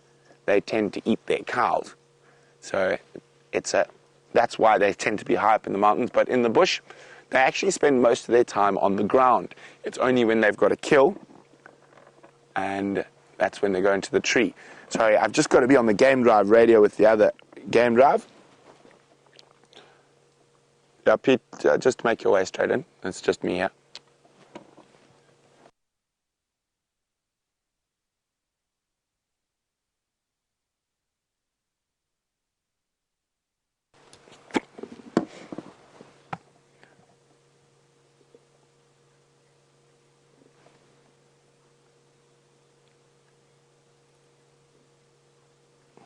Now, he's having a nice snooze, and Virginia, hello Virginia, welcome on the live safari this morning. Virginia would like to know, why do leopards have spots? Well, Virginia, it's to help with their camouflage. It breaks their outline. It makes it easier for them to hide when they're trying to catch different animals. So it helps to make them, you just think, if they were pure white, they'd be easy to see, even if they were pure yellow. So what that does is it acts like shade almost to break up their outline. We're going to sit here, and hopefully this big male leopard is going to get up and walk to his kill. While we wait for him to do that, let's go see what James is up to.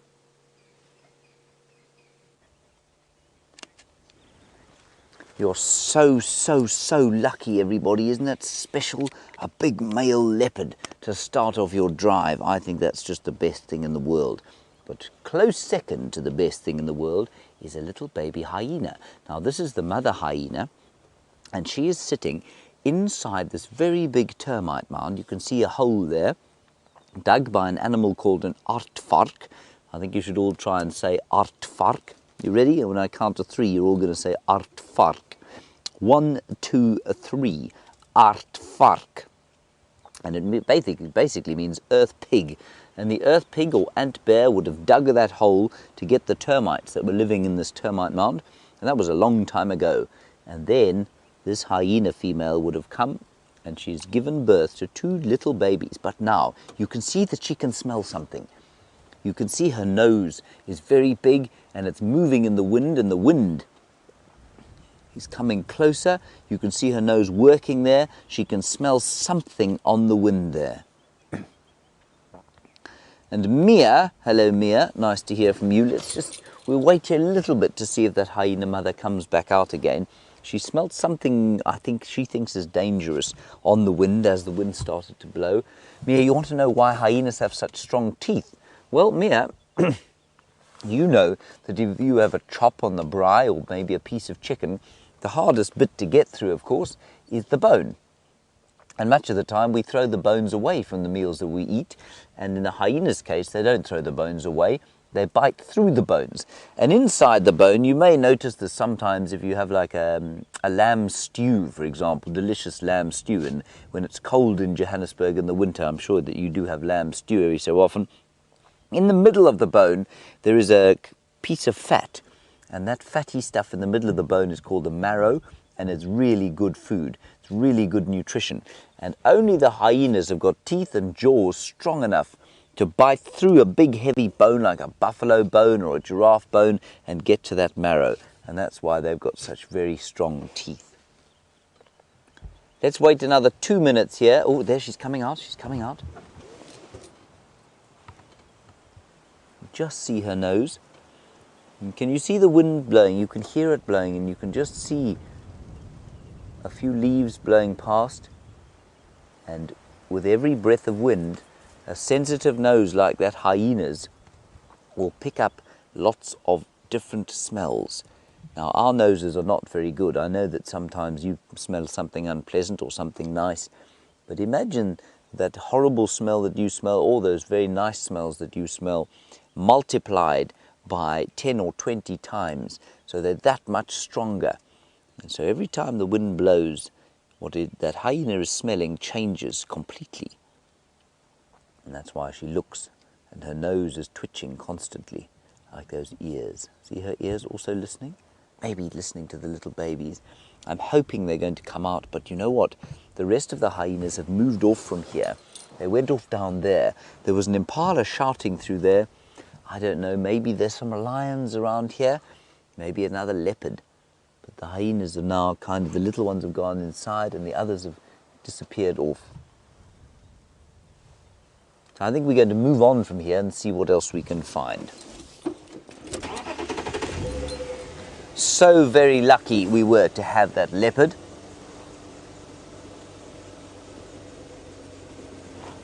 So let's carry on here and see what else we can find. Now the rest of the clan of hyenas belong in a clan. And a clan is like a family, but it's a big family dominated by females, unlike most of the mammals out here, where the males are much bigger, the females are much bigger here, and they are the dominant ones. That means that they are the bosses. They boss all the males around. The males have to do what they say. So I'm sure you'll think that's a very good idea where you are sitting. And it probably is a good idea because they're very successful animals. And in this clan, they're probably about, we think there are about 20 animals in total. Lots of little ones. And at the moment, those are the 2 newest ones. They're only about 2 weeks old. Then we've got some that were born in January, some that were born in December last year, some that were born in June last year, and some that were born in February last year. So it's quite a young clan of hyenas, all led by a very big female who, guess what we call her? We call her the same thing that you call your teacher. We call her Madam. And Madam, much like your Madam, is fully in charge of the whole hyena clan.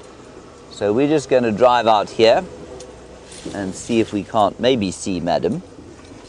But I think the hyenas have gone into this area here where we're not allowed to drive because it's too thick with bushes. And there are also many, many steep hills. The car can't go up and down.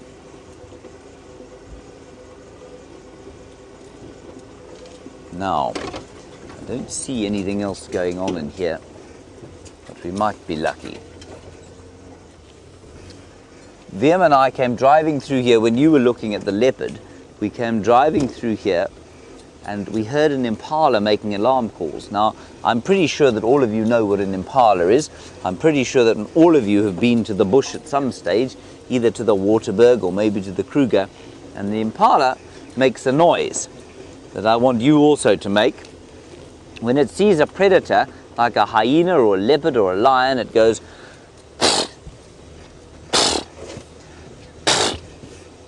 and then the hyena or the lion knows that it's seen, and they normally sort of slink away. It's the impala saying, I see you, I know that you want to eat me, but go away because I'm very fast.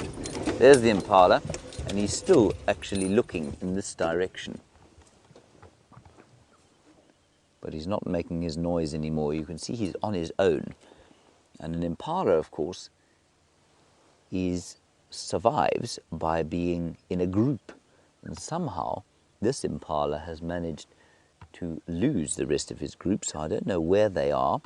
That means he's on his own, and an impala on his own is very, very vulnerable indeed. Vulnerable means that because he doesn't have the other eyes and ears and noses of all the impala in his herd, he's only got his own eyes to rely on, and that's quite dangerous if you happen to be an impala size, because we know that lions and leopards and wild dogs and hyenas and cheetahs all like to eat impala. And he's close to the hyena den, but he won't be worried about them at this time of the day.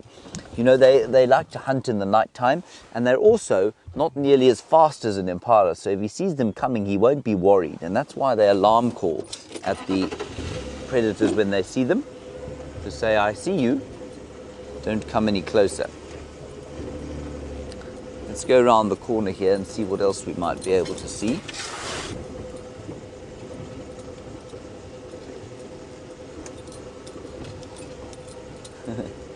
Hello, Nua.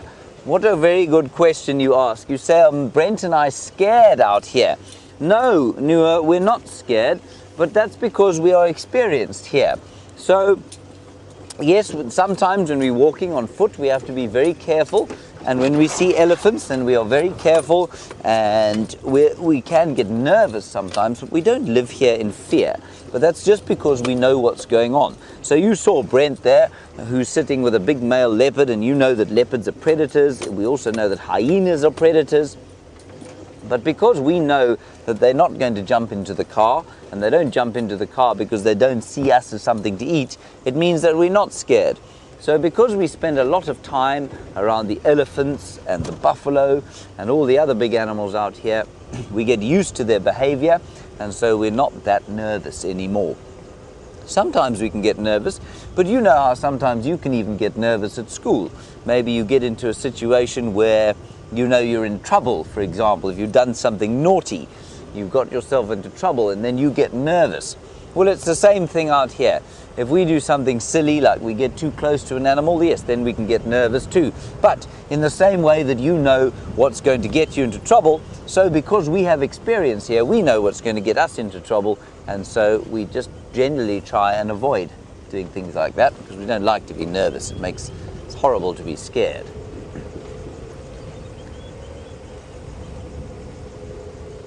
Hello, Mia Top, that's a lovely name. You want to know how long those hyenas live for? Well, you know, not very long. In the same way that your domestic dog at home or your kitty, they don't live very long, do they? And so hyenas don't live too long either, probably only about 12 or 13 years. If they're in captivity where they've got lots to eat and there's not so much danger around, then they might live for 15 or 16 years. But out here, probably only 12 or 13 years, so not very long at all. That's a good question. So those young hyenas that we saw walking off there, which are probably only, I think those were the ones born in December last year, or no, maybe the November ones.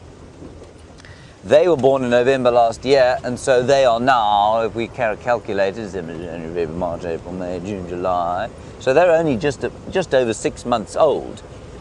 And they are the equivalent, let's say, of a 6-month-old, probably about the same as a sort of 7 or 8-year-old human being, so same as you. So they get much older much quicker than we do as human beings. Let's go down this road here. There's a nice water hole. Georgia, you're obviously very, very clever, or you're interested in animals.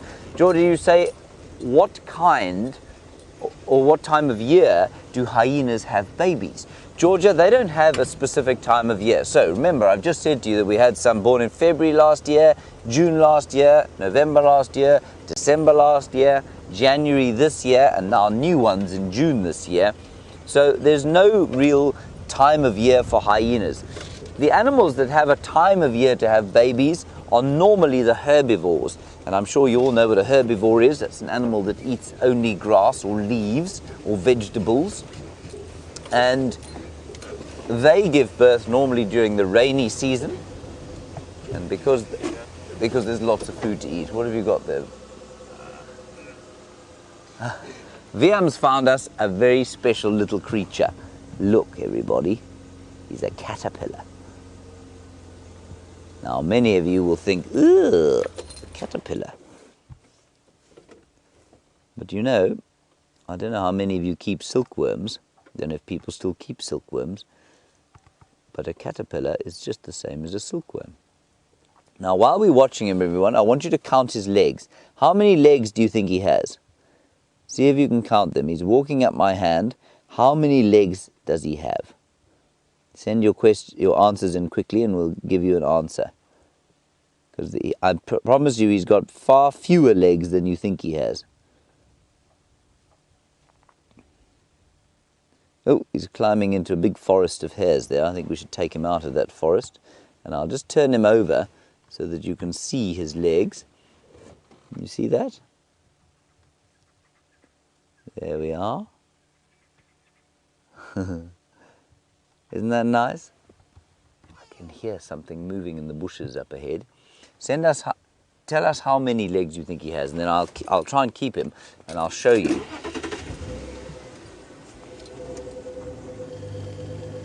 Something's moving in the bushes here. I think it may be a grey go-away bird, which, as you know, you will find in your garden in Johannesburg.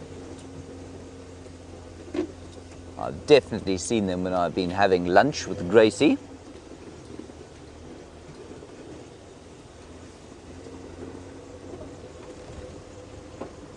They've stopped moving now. And Hannah, you say, do the hyenas dig their own holes? Hannah, they don't.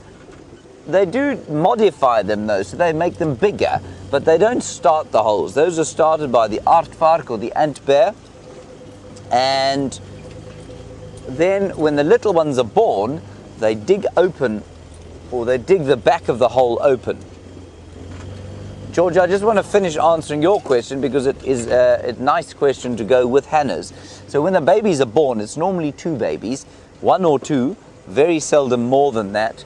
Then they dig as soon as they're born. You know, they're born with their eyes open, they're born with teeth, unlike a domestic dog and domestic cat, all of which are born with their eyes shut and they're totally helpless and blind. A hyena isn't like that. So they dig immediately when they're born, and they sort of modify the hole, make it a bit better for what they want to do in it.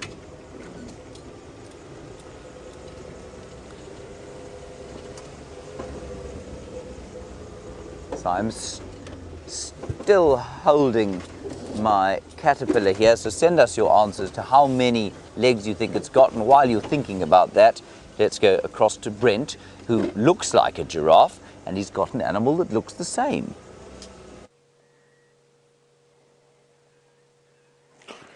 We've left that male leopard who's in the habitat around the riverbed. Now we've moved out to a slightly different habitat, and in different habitats you have different animals. So it's very unlikely we're ever going to find a giraffe down in the river unless they're just crossing it. But a giraffe out here on the edge of a seep line where we've got different types of trees that giraffe like to eat. Now here we've got a very big old giraffe bull. Now if we look carefully at his head, he actually's got an old injury, and that was probably from fighting. And now you can see he's chewing, he's got some food in his mouth, but that's not food he's eaten right now. So a giraffe is a ruminant, and if we watch carefully, we'll watch him swallow, and then he'll bring up food again from his tummy. So what he does is he makes sure he gets all the good stuff out of the plant. So he eats it more than once, but oh, well, he looks like he might start feeding, or is he going to wander off? Now, a giraffe's favorite food is an acacia tree.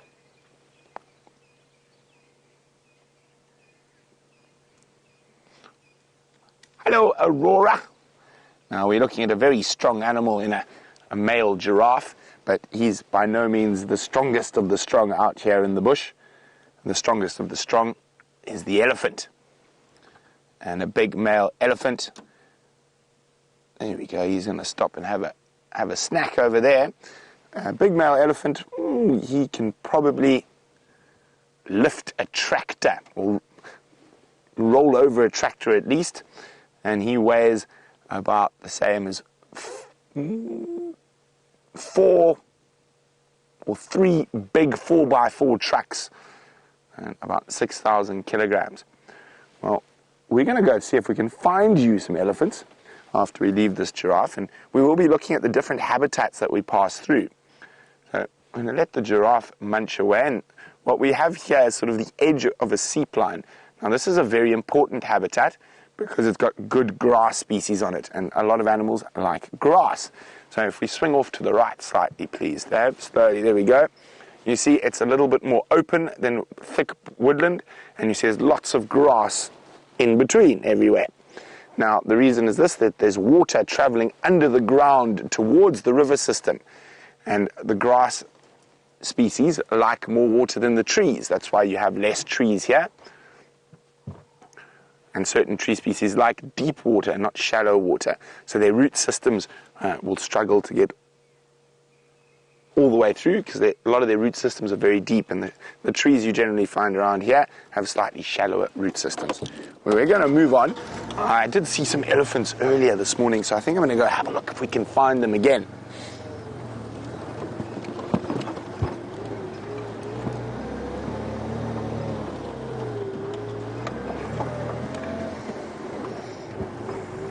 Now, one must remember, habitat is quite an important word out here in the bush. Habitat doesn't have to be a big thing like that. You can have a habitat in a dead tree, just like this one here, that's been pushed over by elephants. Now, let's have a closer look at that. So now, this is a habitat in itself. So you don't need to be a big thing to be a habitat. A termite mound's a habitat. A dead log is a habitat. So in a dead log like this, you've got to be always careful when you're poking around in dead logs, because it's the habitat for scorpions and spiders and beetles and bugs, and quite a few of those are able to bite you. I'm just having a quick look to see if I can find a scorpion. But no scorpions today, but I don't want to put my hands too deep in there. But a habitat can even be a very small thing, like a dead log. And different animals obviously use different habitats. So it's very important that we look after all habitats.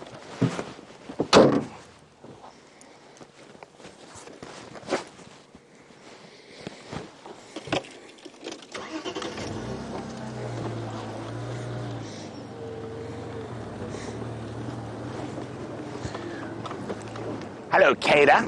We just saw that magnificent big male giraffe, and Kada's wondering, how many bones does a giraffe have in its neck? Now, Kada, that's a very good question, because with a giraffe having a big neck like that, it looks like he must have to have lots. He doesn't. He's got the exact same amount as you, and it's 7, Kada. So a giraffe has 7 vertebra or vertebra bones in its neck. Now, you guys are asking such wonderful questions. I'm going to give you a little quiz. So, you guys out there, we've seen some incredible animals so far, but if you've heard of the big 5, now those are the animals when people come on safari they really want to see. So, who at Rodin can tell me what 5 animals make up Africa's big 5? So, why don't you let me know if anyone's smart enough? Mia, I know you know the answer, so let everyone else have a chance.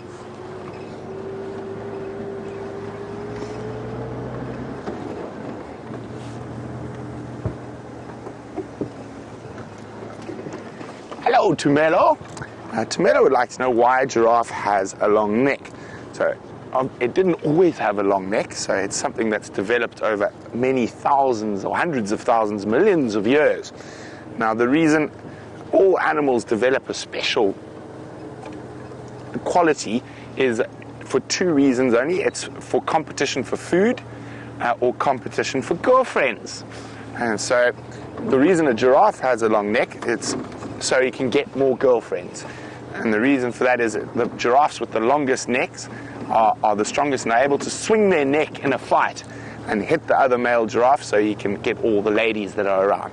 So a lot of people, and for a long time it was thought that the giraffes got their long neck so they could get to other food, but it seems like the evolutionary advantage of that is not as high as it is for getting girlfriends. So giraffes have a long neck to get girlfriends, and also it helps them to eat leaves that other animals can't get to.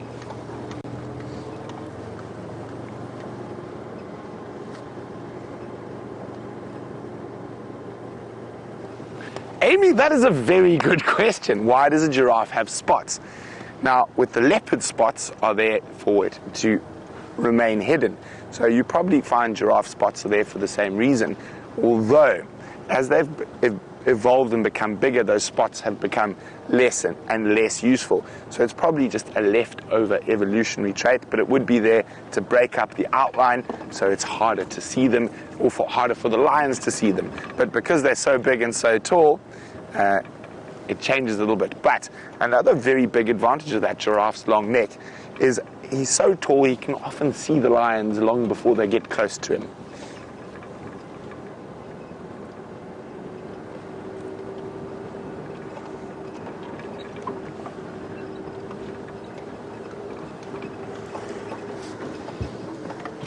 Okay, now I'm going to try to find those elephants again. There were lots of them just over there, so we're going to loop round and down into that area, and hopefully we find you some ellies shortly. Now, ellies are very important in the habitat. So elephants are one of the animals out here that change the habitat. So we're going through a drought at the moment, and the elephants are knocking down more trees than they normally would. Now, that's not a bad thing. So what happens is the elephants will create more open areas for more grass, and a lot more animals eat grass than trees. So it's always a good thing. And nature's a big system, and the habitats will change over time. And elephants are one of the animals that are able to change their habitat. So in a normal year, when there's a lot of rain and lots of grass, during summer, the elephants, 80% of what they eat will be grass and only 20% trees. During winter, it swaps around, and 20% of what they eat will be grass and 80% trees. But because we're in a drought now, you probably find the figure on trees for the summer was much, much higher. They maybe even ate as much as 50% trees during the summer, or maybe even a little bit more. And during the winter now, they're almost exclusively eating trees.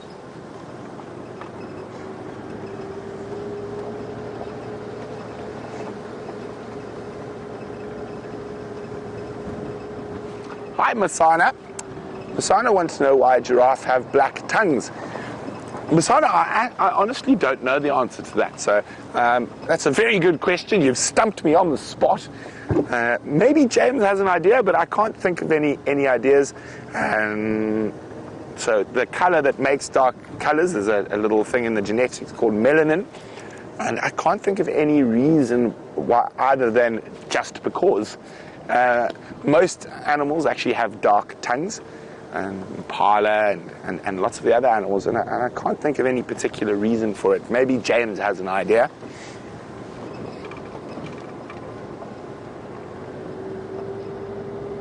It's always amazing how an animal the size of an elephant can disappear so quickly.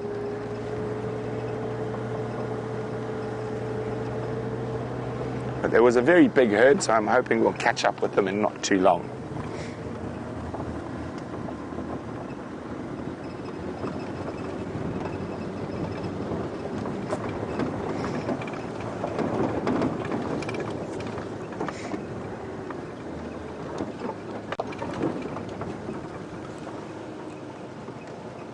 Well done, Kiara. She got the question right. Africa's big five is lion, elephant, leopard, rhino and buffalo. So far we've seen one member of Africa's Big Five, and I'm on the hunt for another to show you. Now let's go see if we can find some elephants. While we do that, let's go see what Jamesy's up to on the other car. You won't believe it, everybody, but look what we've come to see. Under the shade of that tree there is a tiny, tiny little baby leopard cub. See? Just moving there. We're a long way away. We're not going to get any closer because this little leopard cub's mum is not around, so we don't want to make her afraid. We've just come to see if the mum is here, and that is a little female leopard. And we saw her brother earlier this morning while you were still driving to school. And her brother was in a tree close by, and he doesn't seem to be here anymore. I think he's probably moved closer to her, or he's lying in the sun somewhere nearby. Isn't that sweet? She's only 4 months old, everyone. Hello, Vuyiswa. You ask a very good question about how we tell if that's a male or a female. It's only because we know her.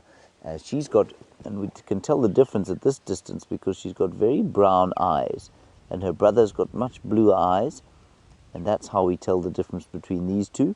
But otherwise, you have to look behind their tails in the same way that you do with a dog or a cat, and that's how you tell if they're male or female. And you see how beautifully hidden she is. She's now sleeping. She's very tired. Just like lots of little babies, they're very tired. And Malika, you're interested in how many babies a leopard can have at one time. Well, you know, it's supposed to be up to 6, but that very seldom happens. It's normally 2 or 3, and normally 2 is the best because that's what the kind of ideal number for a mummy leopard to be able to look after. Because it's difficult to feed a leopard in these conditions. I'm going to sneak a little bit forward now, and we'll just see if we can't catch sight of the other one. Now, I have named these 2 leopards George and Charlotte after the 2 royal prince and, or the royal prince and the royal princess. Those are not their real names, of course, but that's how I refer to them, simply because I think it's quite fun to give them names like that. So that's Charlotte we're looking at sitting on the top of the tree there, at least the termite mound. And you can see how these termite mounds are very important parts of the bush here, because we've seen the hyenas in a termite mound as well. And I'm just going to stop up here and see if we can't get a slightly better view of Charlotte there on the mound. And also maybe the mum will come back, and then we can go a bit closer. But we must be very careful not to frighten any of the animals out here. And when they're little and on their own and without their mothers, well, it's very easy to frighten them. So there you can just see her looking at you. And I'm going to keep scanning the area with my binoculars to see if I can see any of the other leopards. So it's George and Charlotte and their mum, whose name is Karula, and she's 12 years old. Now that, remember, we were talking about the ages of the hyenas. 12-year-old is pretty old, you know. It's about the same as about a 50-year-old human. My son, a nice one from you, of course, because you know that spotted cats come in different kinds, don't you? You want to know the difference between a spotted leopard and a spotted cheetah. Well, my son, if you've seen one and you've seen the other, you would never mistake one for the other. The biggest difference, of course, and I'm afraid we can't see it too closely here because we're not very close by, the biggest difference is that a cheetah has got spots where a leopard has got rosettes. Now what rosettes means is little groups of spots that make a circle, and inside the circle is a little bit of gold. And that's what leopards have got. Cheetahs don't have the same thing, they've just got plain spots. A cheetah is also, we're going to leave this little leopard here, everyone, and we'll just drive around and see if Mum isn't close by.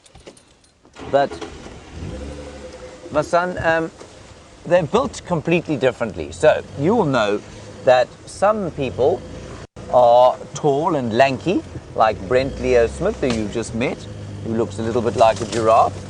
And other people are short and strong. And a leopard is like a short, strong person. And a cheetah is like Brent, where they are long and lanky and able to run very fast, but they're not able to, they can't pull something like a leopard can pull its own weight up into a tree. And so they're much stronger. But the colors are very similar. A leopard is a bit taller. What have you got there? Ooh, white-crowned shrike. Liam spotted a very beautiful bird for us. It's called a white-crowned shrike, everybody. Isn't he lovely? You won't find him in your garden in Johannesburg, I'm afraid. Isn't that nice? And he's just standing there trying to stay warm, because although the sun's out, it's quite chilly here. You know how when the sun's out in winter in Johannesburg, it can still be quite cold, and there's a wind blowing, which makes it even colder.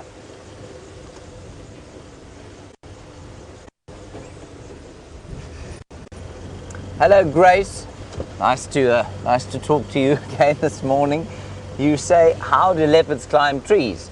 Gracie, I know you don't have a cat at home, but if you'd ever had a cat at home, you would know that they climb trees with their claws, exactly the same way that a house cat climbs a tree. They're very strong, they've got very strong arms, and their claws stick into the tree and they scramble up, and that's how they're able to climb trees, Gracie.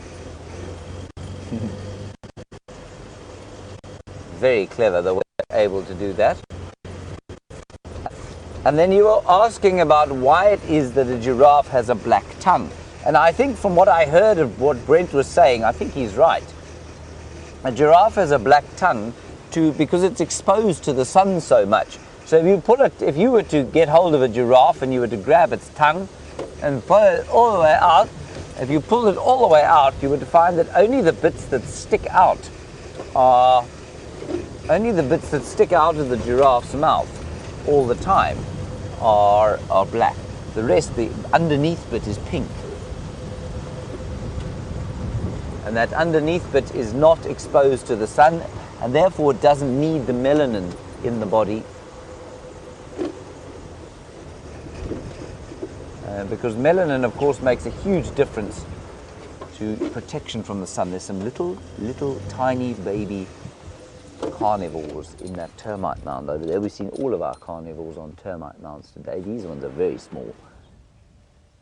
They're called dwarf mongoose. Look at the little dwarf mongoose. Hello, Ambrin. You want to know why it is that the mother leopard left her cubs. Remember, these are big cats, so they're called cubs, not kittens. Ambrin, you know how your mum has to go off to the shop sometimes to buy food? That's exactly what Karula, the mother's doing here. She's gone off to try and hunt, and then she'll come and fetch them, and she'll take them off to be with her. And she'll feed them, because they're not drinking milk anymore now, the little cubs. They're eating meat almost full time. Isn't that nice? These are two little dwarf mongoose. They live in a very tight-knit family in the termite mound, always. And they'll just go around and see if they can find a scorpion to eat, or maybe a lizard, or maybe an egg. Sometimes they really like to have eggs. Isn't that sweet? They're tiny, you know. They're the size of a sort of a mouse, a rat, a big rat. Tiny, tiny little things. And they love the sun. After a cold night out, a dwarf mongoose loves the sun. It's his favorite thing.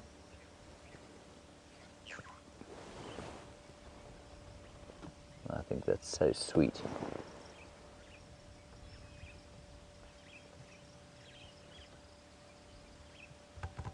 Isn't that nice? All right, let's carry on. We'll just carry on round the corner here. just going to check. I did hear squirrels shouting. Now, squirrels occur out here, a tree squirrel it's called, and they make a big noise when they see a predator. And there was a squirrel shouting around here, and maybe the predator that it saw was the mother leopard coming back. Who knows? Let's go and have a look. So we've come around the area where we saw Charlotte. She's just up ahead. Sarah, you want to know how fast we can drive in the game reserve. Sarah, not very fast. We try and keep very slow just because it's not a good idea to drive quickly. We might not see the animals that we want to see, and we also might frighten some of the animals, and so we drive very slowly. Normally it may be a little bit faster than this. Unless we think that there's an animal around, then we'll drive slowly like we're driving now. And we also, if you drive fast, you can't see what's walked on the road. So many of you will have been on a beach before, and you know that on the beach, dogs leave tracks, they leave footprints where they walk. Even in your garden, your dogs will do that. And so the animals out here leave their tracks on the ground. And so if we drive too fast, we don't see what's been walking on the road. And I can see, for example, here that a hyena was walking along the road. That's how we find those cubs this morning. We saw their tracks. That's how we saw them. So we really have had a very good time this morning. So you can't drive too quickly, you can't move around too much.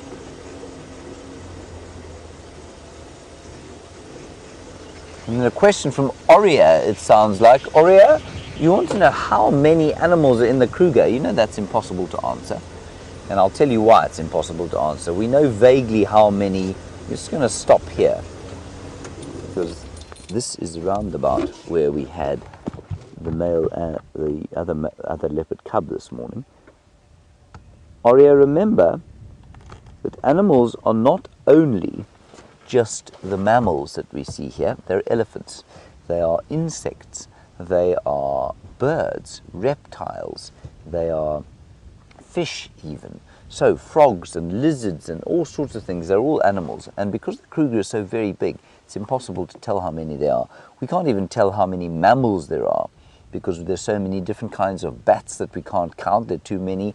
There are thousands and thousands of impala that are very difficult to accurately count. So it's almost impossible to tell how many animals there are in the Kruger National Park.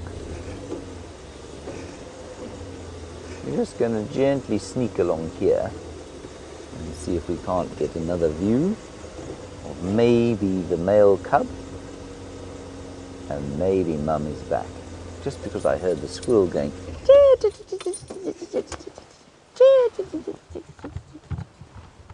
If a squirrel sees a little cub or any kind of cat, well, then they make a big noise, just like the impala did. Remember we talked about the impala alarm calling? So it is the same with the squirrels out here. But they're not making any noise now. Alright, let's go a little bit forward. You see, oh, I didn't even see that. Yeah, thanks for the warning. That's little Charlotte, sitting in the same place as she was when we saw her earlier. You see how beautifully hidden she is? She's just sitting on top of the termite mound. I'm just going to quickly look down here.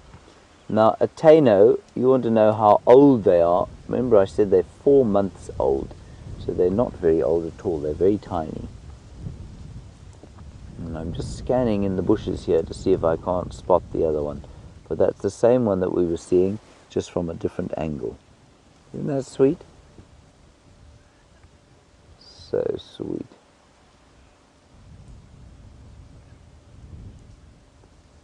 Virginia, you want to know why leopards have such small ears? They don't, you know. They don't have very small ears compared with us. They've got quite big ears. Your ear, let's look at my ear. My ear is quite big though. Your ear is probably about that big in relation to your head. That's the same size as that leopard's ear. That leopard's ear is probably the same size as yours, but his head is much smaller than yours. Her head is much smaller than yours. All right, we're going to leave them. We don't like to spend time with them when their mum isn't around. It makes them a little bit scared. So we're going to carry on and leave young Princess Charlotte there, sitting on the top of her termite mound. And maybe we'll come back this afternoon and see if their mum hasn't come back.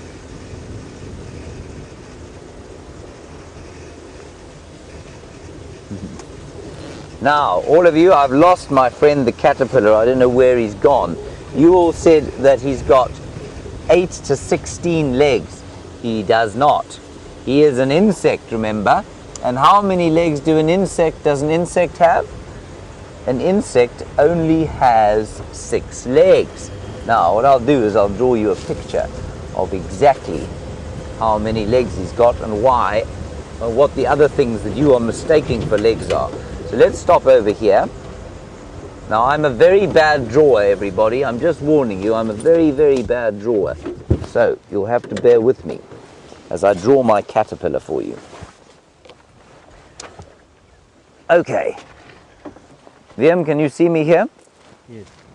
I just want to quickly show you guys. Here is a hyena track. So you can see a hyena went walking along the road here. We'd never see that if we were driving very fast. Now, let's clear a bit of a space. And I will now draw you a caterpillar.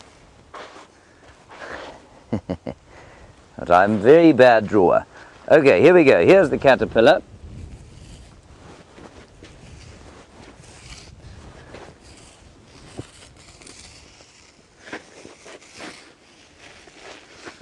Does that look like a caterpillar, Wim? Or a sausage. Or a sausage. Here's its mouth. Okay. Here's its eye. There we go. Now, on the front part of the caterpillar, it's got 6 legs here. 1, 2, 3, and then 3 on the other side. And 3 and 3 makes 6. So we'll put them here. But on the back, the ones that you are mistaking for legs are actually little suckers. And they look like this.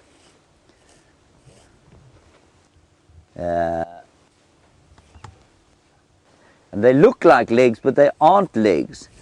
And so when this caterpillar becomes a butterfly, those suckers are gone, and that you know that a butterfly has got 6 legs because it's an insect. So when you see a caterpillar next time, and you see it moving along like this, watch my finger.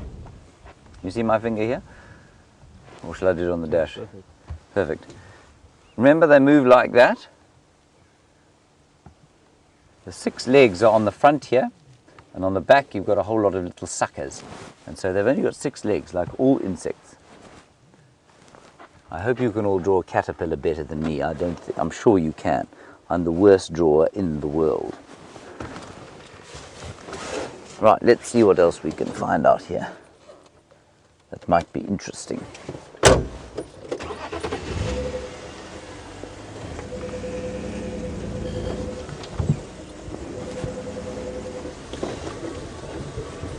All right, chaps, we're going to say goodbye to you. I hope you've had a nice time, girls. Go and have a good time in the wintry Johannesburg. I hope it's sunny there and not too cold. It was lovely to talk to you. And Gracie and Mia, I hope you especially have a wonderful day. We'll see you next time. Bye-bye.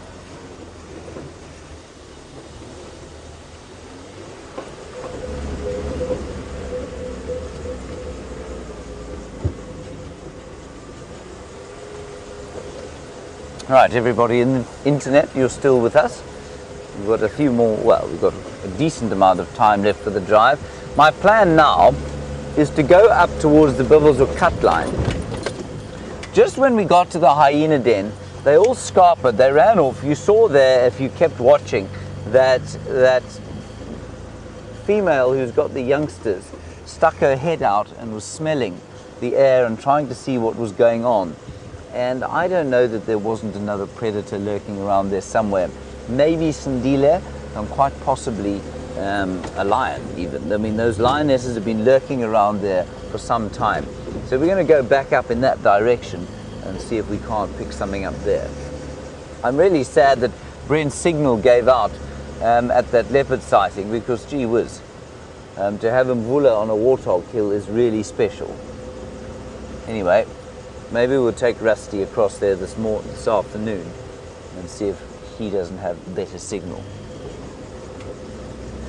Anyway, he is off the vehicle now. I think he's tracking something else. Whatever that might be. For us, we'll just go back up towards the north of the reserve and see if we can pick up on some lion tracks.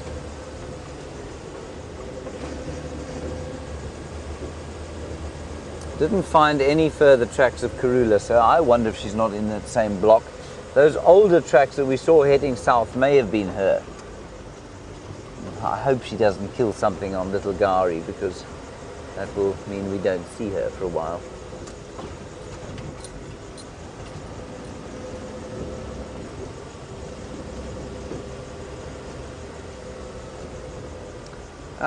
Very interesting question from Newfoundland. Newfoundland, nice Twitter handle that is. You want to know, if a lion calls, will it have the danger of bringing other male coalitions into an area? The answer is yes. It could well do that. It's very easy for that to happen. But without it, I mean, if there's another male coalition within earshot, if the territorial lions don't call, well, those lions are going to come in anyway. They're going to go to wherever there's a vacuum and wherever they think they can get land most easily. So it'll have the double effect of warning male coalitions that the area is full, but at the same time, if there is a young male coalition thinking about taking over a territory, well, yes, then I guess it would attract the attentions of those males. But it's very much an advertisement. It's chest beating. It's a kind of how else can we describe it? It's an advertisement saying we're here, we're strong. Come if you like, but you'll be in big trouble. Another lovely shot there of a white-crowned shrike.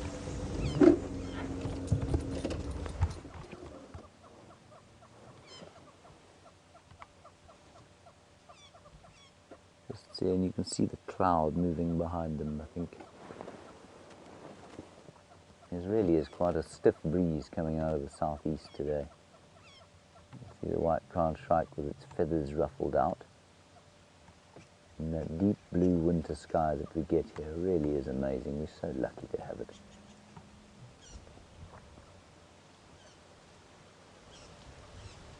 I think that's a young one in its first year. It doesn't look quite as big as an adult, and it's still making a slightly immature call.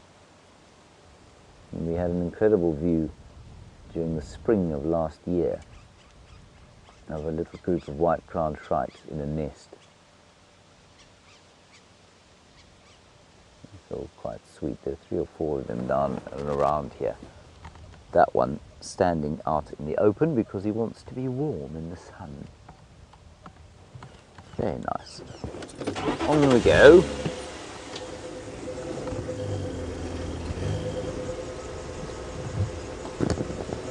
Keeping an eye on the ground, and as the wind starts, of course, the elephants just disappear for some reason. Just have a look up here, Bjorn. I don't know how on earth that grey go-away bird and its mate managed to sit in that tree and not get completely caught out. It's a knobthorn tree, which means there are thorns all over the place. You wouldn't put your hand into that tree, let alone leap about like that bird is.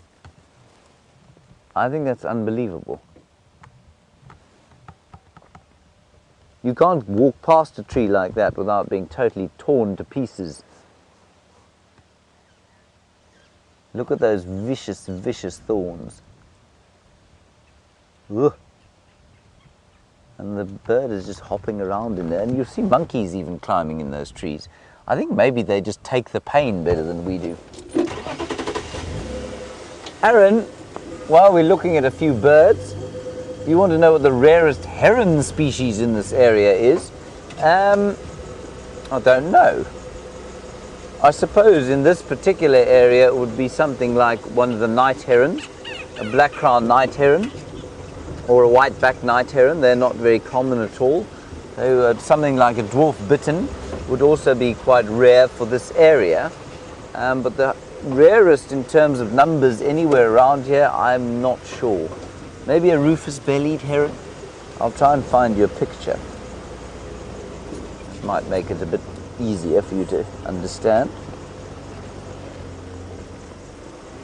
But rufous-bellied we don't get here. Karula is lurking around here somewhere, everyone. So just keep an eye out for her. Maybe she went north.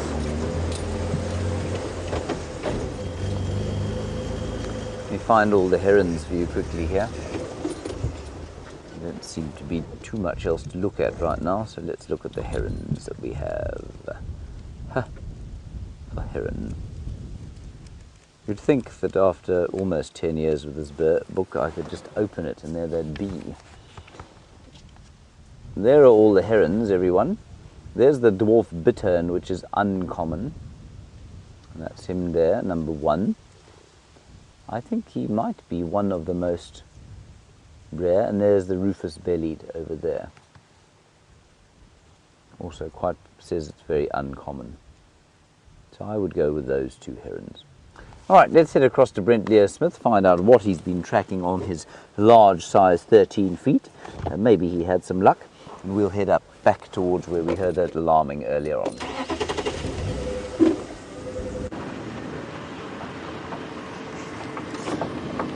We've been in search of elephants, but they seem to have disappeared into an area we couldn't follow. So we've come back from Arathusa. We're on Juma now. And I think I'm going to go have a quick look around where we think Sindile was last night. And it is really windy at the moment, so a lot of our general game is going to be a bit skittish and a bit scarce.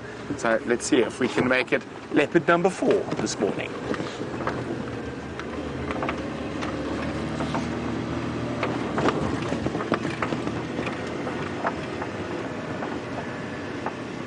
Now, we've just had a South African school on drive with us.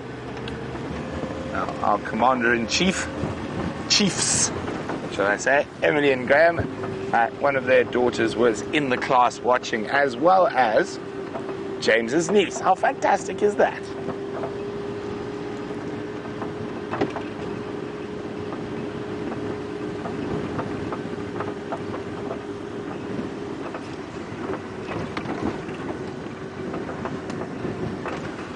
Hello, Carol. I hope you're enjoying this morning's sunrise safari so far. And Carol was wondering, is Mvula bigger than a lioness? He's not. Mvula probably weighs around 75 kilograms, so 160, 70 odd pounds, maybe a little bit less, maybe a bit more, I'm not sure. But a lioness can be anything up to 150 kilograms. So 200 pounds is 90 kilograms. So, yeah, probably over 300 pounds. So substantial.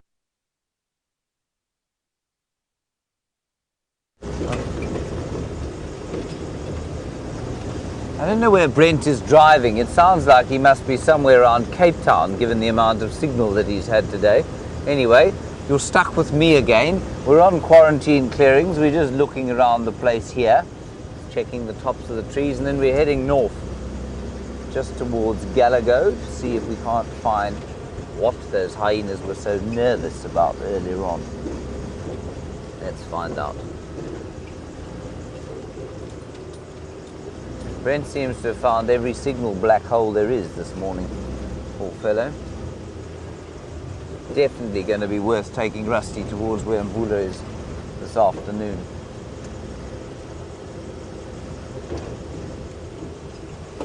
Now this situation here that we see on our left hand side, where that tree has been denuded of bark by elephants, is going to become a more and more common thing as we go towards the very dry parts of the season. And although today is the winter solstice, we know that as your summer has basically only just started, so our winter, well, we've probably got another month and a half of chilly-ish weather before the heat comes, but we've got another 4 months or so before the rains, in theory, will come. So that situation where elephants resort to eating the bark of trees like that is going to become more and more apparent as the dryness of the season continues. And we will prattle on about the dryness, no doubt, and the weather, as we always do, because it is just so, it does affect our lives so much out here. It affects our sightings, it affects the animals and how they survive.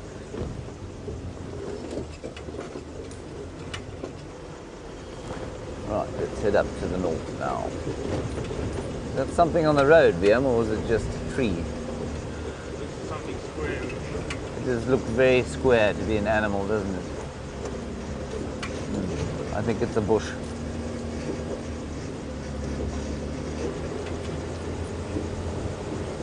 Right, here we go. I should just draw you a quick map, or I'll just explain it to you. As we go up here, we're going up, if you look at the dashboard here, Vim, I'll just sort of draw it as we drive. If you look at we've got the road there that we're driving up now, and off to the right-hand side, another road, that's a Mvula road. And in the middle, there's a network of 4 or so drainage lines that culminate in the one that goes into the Djuma Dam. Now, in between here, it's almost impossible to drive. And so when we are looking for things around this area, we kind of do a loop, and then, you know, if you don't find any tracks or anything, then it becomes quite difficult. But you can get in from the north. So if we do find something going in that way, we can go and have a look. They might be lucky. They might not.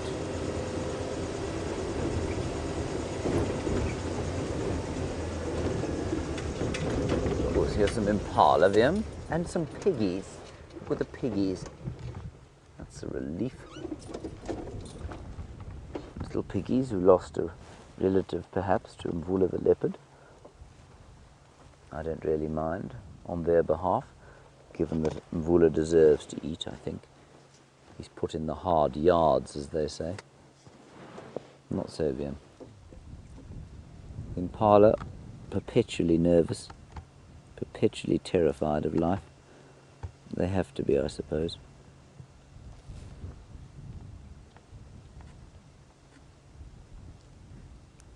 These warthogs are quite sweet.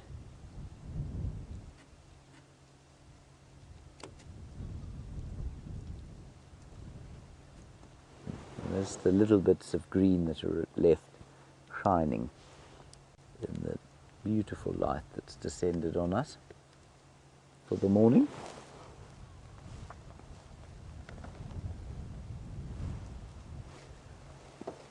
They're very peaceful, and it's so interesting, you know, the big bull warthogs tend to be that much more nervous of us. And the sounders of their sows and little babies seem to be that much more sort of confiding, happy to be around us. So there are 2 adult sows here and their youngsters, and they are highly water dependent, and so I think they're heading down towards possibly the Gallagher Pan to have a bit of a drink after their breakfast. Oh, here they come, a whole line of them. Marvellous. Oh,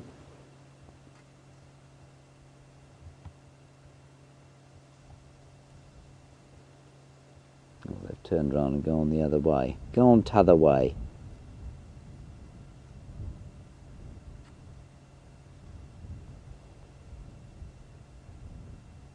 You can hear not a lot going on bird-wise, and that's because of the wind. They tend not to call nearly as much when there's a wind.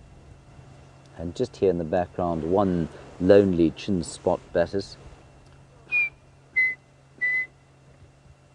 And one grey go-away bird saying, wah, wah, wah, wah, wah. On we go.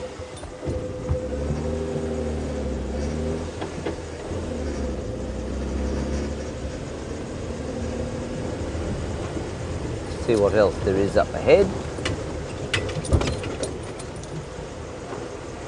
Brent has signalled again for the next 3.5 seconds. Let's go across to him.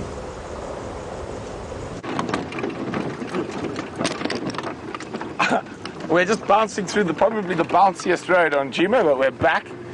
And as I said, I'm going to go have a look around where we last think Sindile was, and right at the end of the drive last night I had those bushbuck alarm calling. So I'm just going to have a quick look down towards the dam.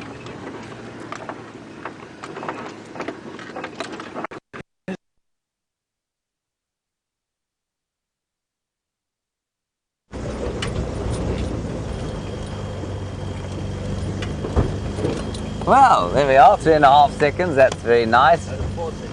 It was 4 seconds. Well done. Rebecca, please can you try and confirm to us where Mvula was?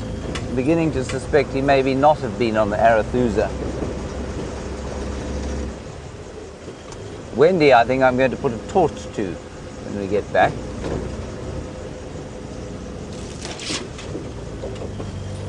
Absolute disaster. Anyway, we're actually not too far from where Brent was, and I think he's had the same idea as us. He's thinking Sindile is knocking about this area. He might not be too far from the truth. You know what? I'm going to poke our heads in here to have a look-see. Because this is the old hyena den, and there is a huge amount of hyena activity going through here. And those other hyenas scarpered so quickly today that they may have just been visiting the current den, which is, I mean, as the crow flies, only about 400 meters, a quarter of a mile from here. So let's stick our heads in here and see what's going on. I do see some fresh hyena tracks around. You might find that they've moved in.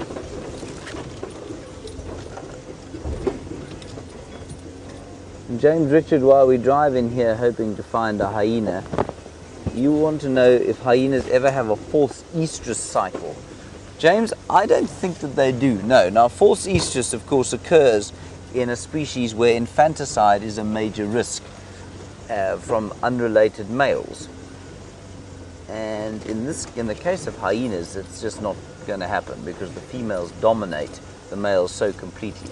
So were a male try to, to come along and threaten any of the youngsters, he would be very quickly dispatched.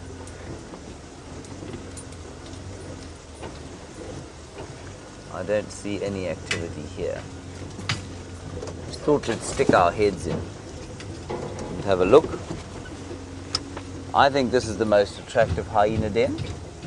It's got very nice shade, 2 different species of tree, 3 different species of tree, and of course it has a malachite not a malachite, a pygmy kingfisher living inside one of the holes, but not there at the moment. No, this is definitely not active, and I can tell it's not active from the fact that there just seems to be, you can see the leaves falling gently all over the termite mound. There's no kind of very fresh activity here, so I don't think the hyenas have come back this direction.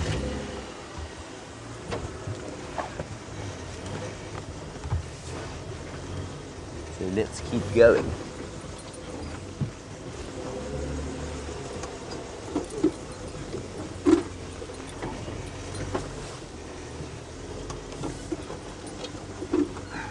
I think our idea, like I say, was much the same as Brent's, to go up towards the top here and see if we can't pick up on maybe Sindile. Look at this lovely tree. And I've spoken about it quite a lot before. It's a very common tree. It's called the common spike thorn, or Gymnosporia buxifolia. And it's so lovely because it has these lichens growing on it. So there we are. You can see that bit of grey there, that's a lichen. An unbelievable symbiotic relationship between algae and a fungus. And it's an entirely separate kingdom of organism. So animals and plants we think of as being the only 2 kingdoms, and you think of a lichen being a plant. It isn't. It's an entirely separate kingdom, which I think is remarkable.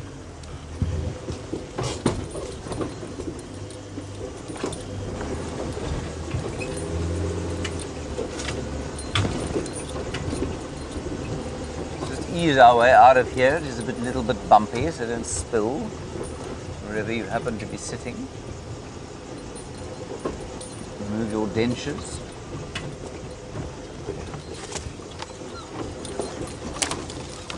Off your heads, everybody.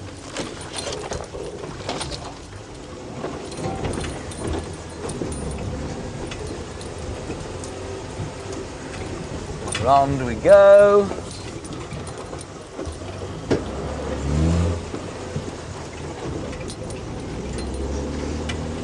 Maybe we'll be lucky. I'm just going to get hold of Brent quickly. Brent, you copy? I'll open up the comms so you can hear him. Brent, what's your position? We're to the damn wall. Copy, what was your route there? Went Gallagher and front of Gallagher from Gallagher shortcut.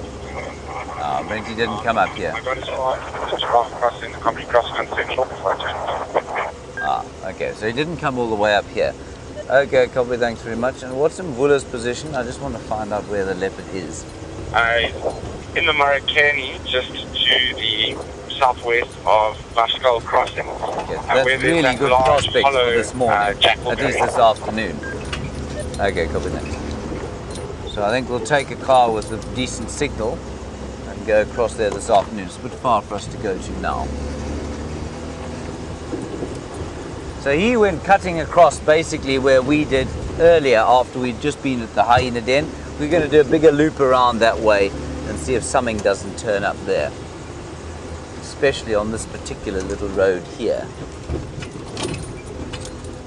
Alright, let's go back across to Brent for 5 seconds. I'll see you in about 5 seconds.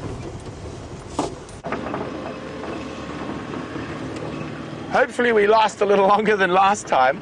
We're going to stay on quarantine. It's a little bit safe here from a signal point of view, but don't worry. Our tech geniuses will be on it as soon as the drive is over.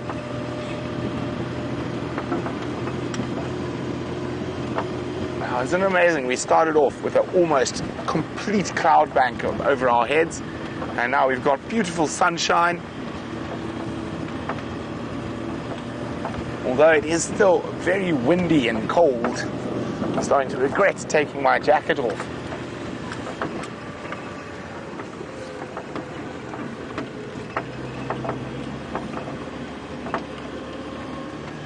Just want to have a quick squiz around quarantine. It's always possible Sandile moved through here. He has been liking this area up here.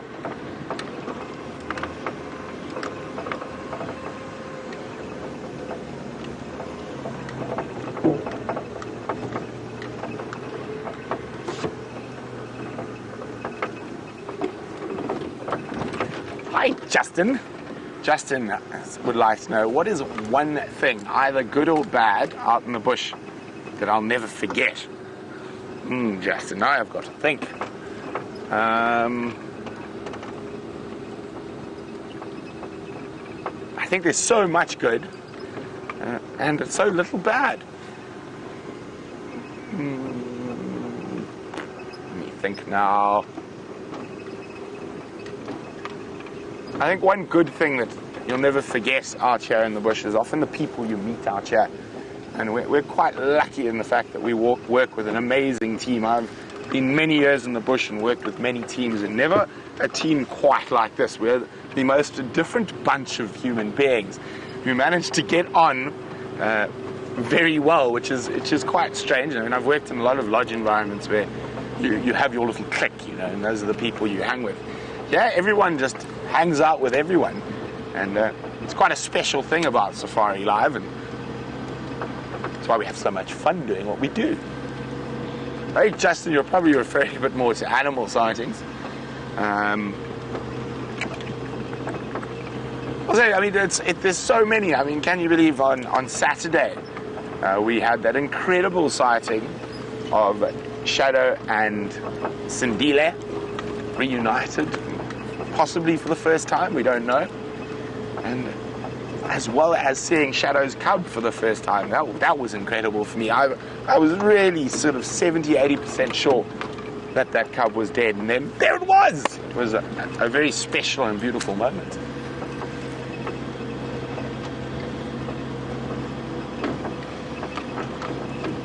And one thing bad out in the bush, James Hendry's cooking.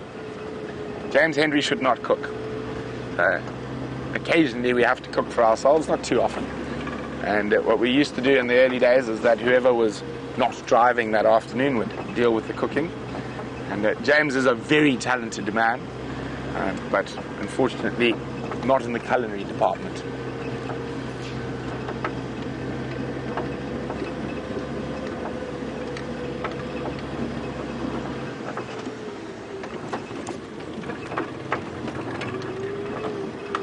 haven't seen any tracks yet. Let's just have a quick look. He might have caught something in that little drainage system that we can't get a vehicle into. Maybe he's fat and happy. And that's what we would hope, because that would stop him wandering around. And as we know, Karula's cubs are on Djuma at the moment. I'm quite happy Mvula is on Arathusa, and that'll be a better place for him while Karula's cubs are here.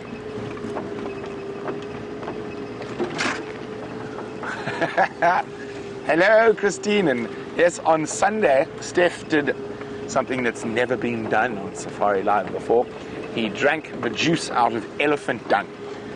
Dave goes, oh, and Christine is wondering, where's the bushwalk? Did Steph not survive his elephant cocktail? He survived, and he will be, I think there will be bushwalk on the Sunset Safari today. There are only 3 of us on site at the moment. Jamie is on leave. So we will be putting out 3 feeds probably on the Sunset Safari. Hopefully we can get Wendy sorted out as well, so she can travel a bit further than we have.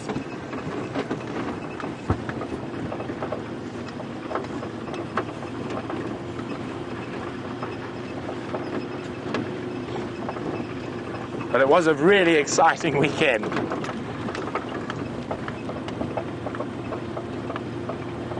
And the animals definitely played their part, made it easy for us.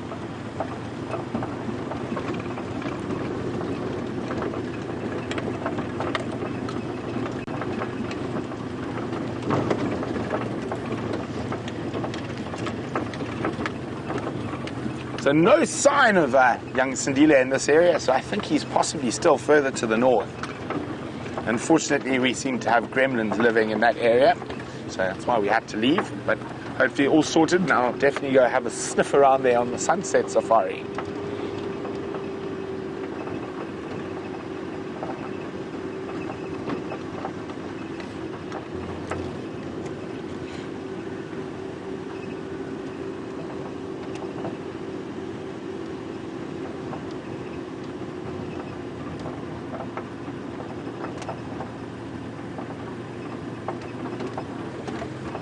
So I'm just listening to the game drive radio there for a second. Apparently a male lion has snuck onto Djuma, but no one can find him at the moment.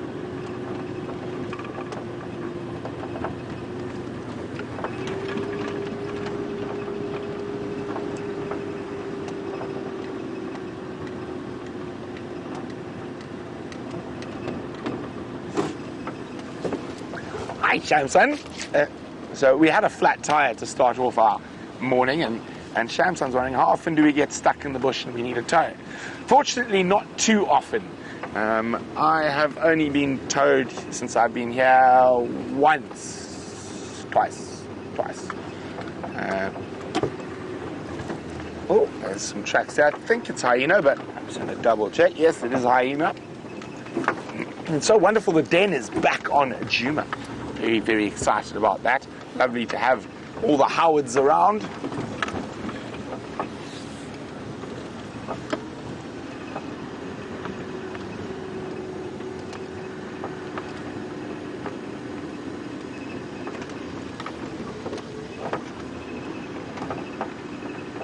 So we managed to survive more than 5 seconds this time, and it has been wonderful. Mvula, Karula's cubs, hyenas, ellies.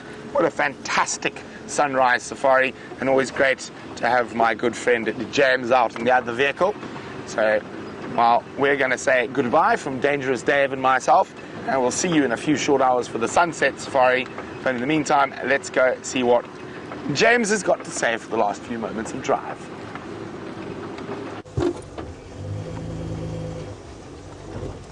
I'm just looking in the shade underneath those tambuti trees there,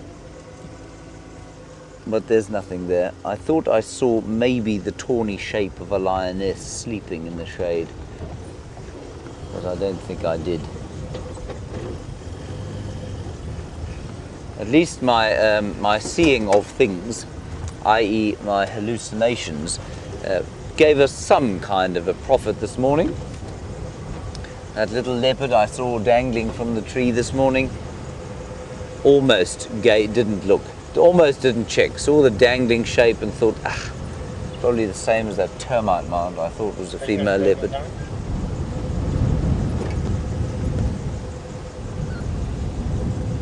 Anyway, we're now on the Mvula road, and the hyena den is just down here. And I'm just going to drive carefully down this road and see if there aren't any tracks of something coming out. Just for the last 5 minutes or so that we have with you.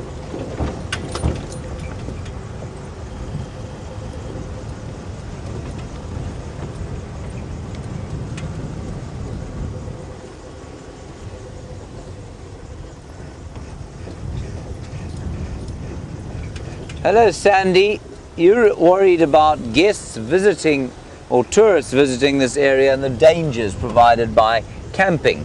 Well, I'm not much of a camper myself, but you're a fine camper. Have you ever heard of a tourist being torn out of a tent in the Kruger and devoured by wild animals? Not in Kruger, but I No. heard about a hyena pulling a case out of a tent. Right. So it does happen. It only happens, Sandy, when people leave the doors to their tents open. It's almost entirely safe to sleep in a tent on the ground in a wildlife area if you keep the door shut. And it's often because people get so hot in the summer in those tents. You know how hot a tent gets. They open the doors at night, or they open the flaps at night, and if you're lying down and a hyena or a lion comes across you fast asleep and you're lying down, you'll be in big trouble. It's perfectly safe to do it. Absolutely safe to come camping out here. We don't have a great loss of tourists, especially in South Africa, mainly because South Africa is a bit more regulated, I think. But into Namibia and Botswana and Zimbabwe and Zambia, where you can do, places are so remote you can do what you like. You still hardly ever hear stories of people getting hurt by wild animals. So Sandy, should you wish to come camping in this area, you'd be absolutely fine, I'm sure.